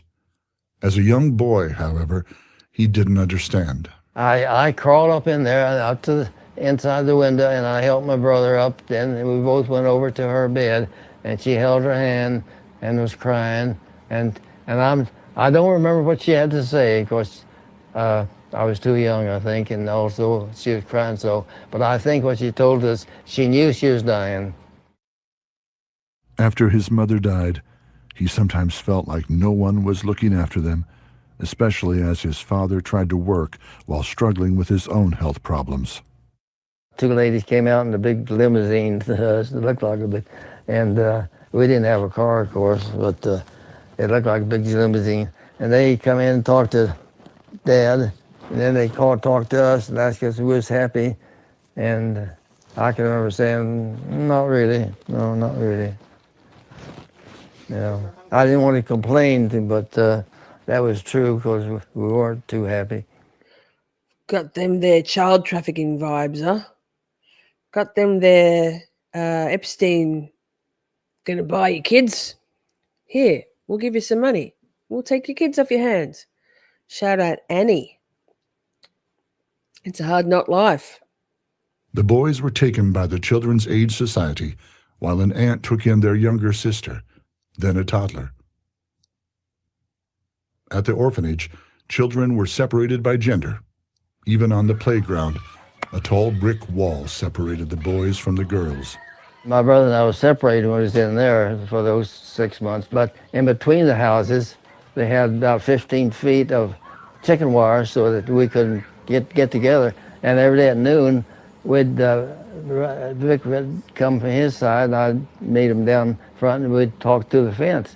The children were given sparse and simple meals, milk, bread, or soup. Occasionally, they were given a piece of fruit. Then they'd come by before we finished, and they'd leave an apple or a banana, orange, you know, for each one of us. And if you went outside, out of the building to out in the yard, the bullies would take it away from you. It was not a very pleasant place to be at times. However, it was a place that we stayed warm, you know, at night, and had some change of clothes and things like that. Before Stanley and Vic Cornell ended up with the Lutie, Texas farm family that would end up providing them a wonderfully happy childhood, they were sent away from a half-dozen other households. Well, we lived in 6 different homes that rejected us after the first month or 2 or 3 months, sent us back because they didn't want to keep us. And I don't know what the reason was. Yeah, I was too young to know whether we couldn't get along with their baby sister or brother, or was mean to them, or I don't know what. Stanley Cornell, now a Colorado resident, counts himself and his brother Vic, now living in Idaho, among those who were snatched from poverty and woe. The man who would raise the 2 boys as his own had never planned to take in a child. Baby, we've had a rocky road. We've had some streams which have been fairly seamless. I don't think we had any problems with the Port Arthur false flag series. We got completely goodbye last weekend on YouTube, although it's on Rumble. The Las Vegas shooting false flag, it's there on Rumble, and they're also on Kick. Two videos. But yeah, man. If you want to know who controls you, see who you're not allowed to criticize. From the orphan train that arrived in the Texas panhandle town of Wellington one December night in 1926. It was a neighbor who suggested it. He was in town that day. He bought a new Model T, and he needed flaps on his windows on his car. So the farmer that rode in with him says, "Mr. Deidre, you got 2 girls, 10 and 13. You've always wanted boys, at least a boy." Dad, "Yeah, I'd like to have a boy." So he said, "Let's stop by." The children from the train were lined up. An agent traveling with the children encouraged the farmer to take both boys, as Vic clung to his big brother's hand and cried. Oh. They only had each other and had Oh. already been to 6 other homes where it hadn't worked out. Oh. J.L. Deeger agreed to take both. His wife, waiting at home with the girls, had no idea her husband had even stopped to see the children from the train. Mom was Right, wanting to it's a sew. good She liked to place. sew, but she's always done, she wanted to sing her sewing machine is what she wanted. And she thought that was the day that he was going to get one for her. Well, he drives up and he goes in the house. He says, Mom, you and the girls go out there and get the groceries out of the back seat. And it's still snowing and blowing, so they go out there. And when one of the girls opened the door, they see the movement of the blanket and the voices, and they jump back, and one of them squealed. It scared her. And finally, one of them pulled the blanket off, and there was this 2 white-headed kids there, eating candy. They picked us up and carried us in the house just like it was worth $1 million. And boy, they gave us a good home. Oh, That was I love home. that. Years later, after serving in World War II, Oh. Stanley would reunite with his birth father. His sister had found her brother several years earlier. Stanley let his birth father know that his childhood had turned out wonderfully. They kept in touch over the years, but he always saw his adoptive parents as his real parents. Oh, my heart. Oh, no, stop. Imagine being a child on the freezing streets. Stop. Okay. Thank you, Simi, for finding that one. That was lovely. Oh, so I hadn't thought about the whole tuberculosis thing, although like shout out COVID, convid, and shout out the Spanish flu. Stuff for another day. But that's it.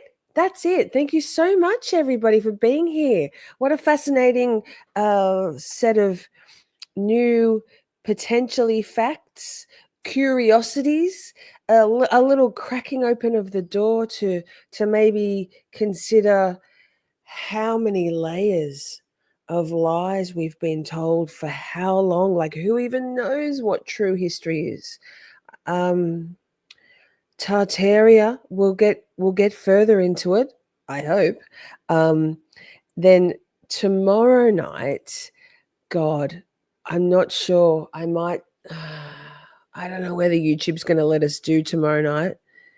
I might remove YouTube off the streaming set, because tonight we're on YouTube, Twitter, Rumble, and Kick.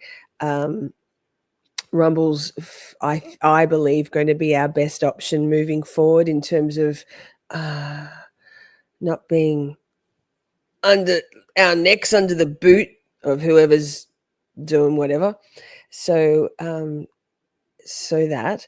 But tomorrow night, definitely going to be on X, Rumble, and Kick for Fall of the Cabal Part 1, which is basically a Pizzagate precursor, which I've still got scheduled, that stream. I've still got it there. But things happen. So it's not going to be that stream. It's Fall of the Cabal. Maybe I'm not sure. I'm not sure how to do it. So if you've got your Kick notifications on, that'd be helpful. We'll definitely be there on Twitter and on Rumble. Not sure about YouTube yet, because what a fucking drag. I can't be bothered with them. So, hey, if anything in this stream has piqued your interest, feel free to Google it. All you need to do, if you're on the Twitters, go into the search bar at the top and just type in Tartaria. It'll get you some little more threads to pull at and unravel. But we'll cover it again next weekend, assuming I do both nights next weekend of Camp Shorty. We're definitely doing tomorrow night. Thank you, Simi, for being here. I appreciate you very, very much. I appreciate all my beautiful mod squad, but Simi, you've been an unshakable rock, and I love you very much, and it doesn't mean I love any of our other beautiful mods any less, but I mean, we have very small chats now, so we don't really need a sea of mods in here. But I love you so much for showing up every week. I feel very supported. That you make the time and manage to be here. It means a lot to me. It means a lot to me. So thank you. Ruthie says, thank you, Lisa. I can't wait for tomorrow's show. Me too. I'm so excited. Like I precursed it at the start of this one, but Ruthie, you might have missed it. That we're going to have to like put our cringe, kind of like buffer zone on, because the Fall of the Cabal, the original one, which is what we'll be watching tomorrow night, she's a little bit QAnon, a little bit Q-tard. That's okay. She extricates herself from that in the Fall of the Cabal, the sequel, which is 13 hours long. There's no way YouTube's going to let us do it. So definitely make sure you've got notifications, but same time, 7 Eastern in the US, 11 a.m. Melbourne. If not on YouTube, then on those other platforms. Yeah. Simi, it's Simi's birthday tomorrow. You can absolutely be late, absolutely. But 6 your time is 7. Don't rush your birthday. You do your birthday. We will be waiting with bated breath to hear what lovely things happened on your special day. So please don't rush. Family and life is far more important than Camp Shorty. Well, not far more, this much. I'm joking.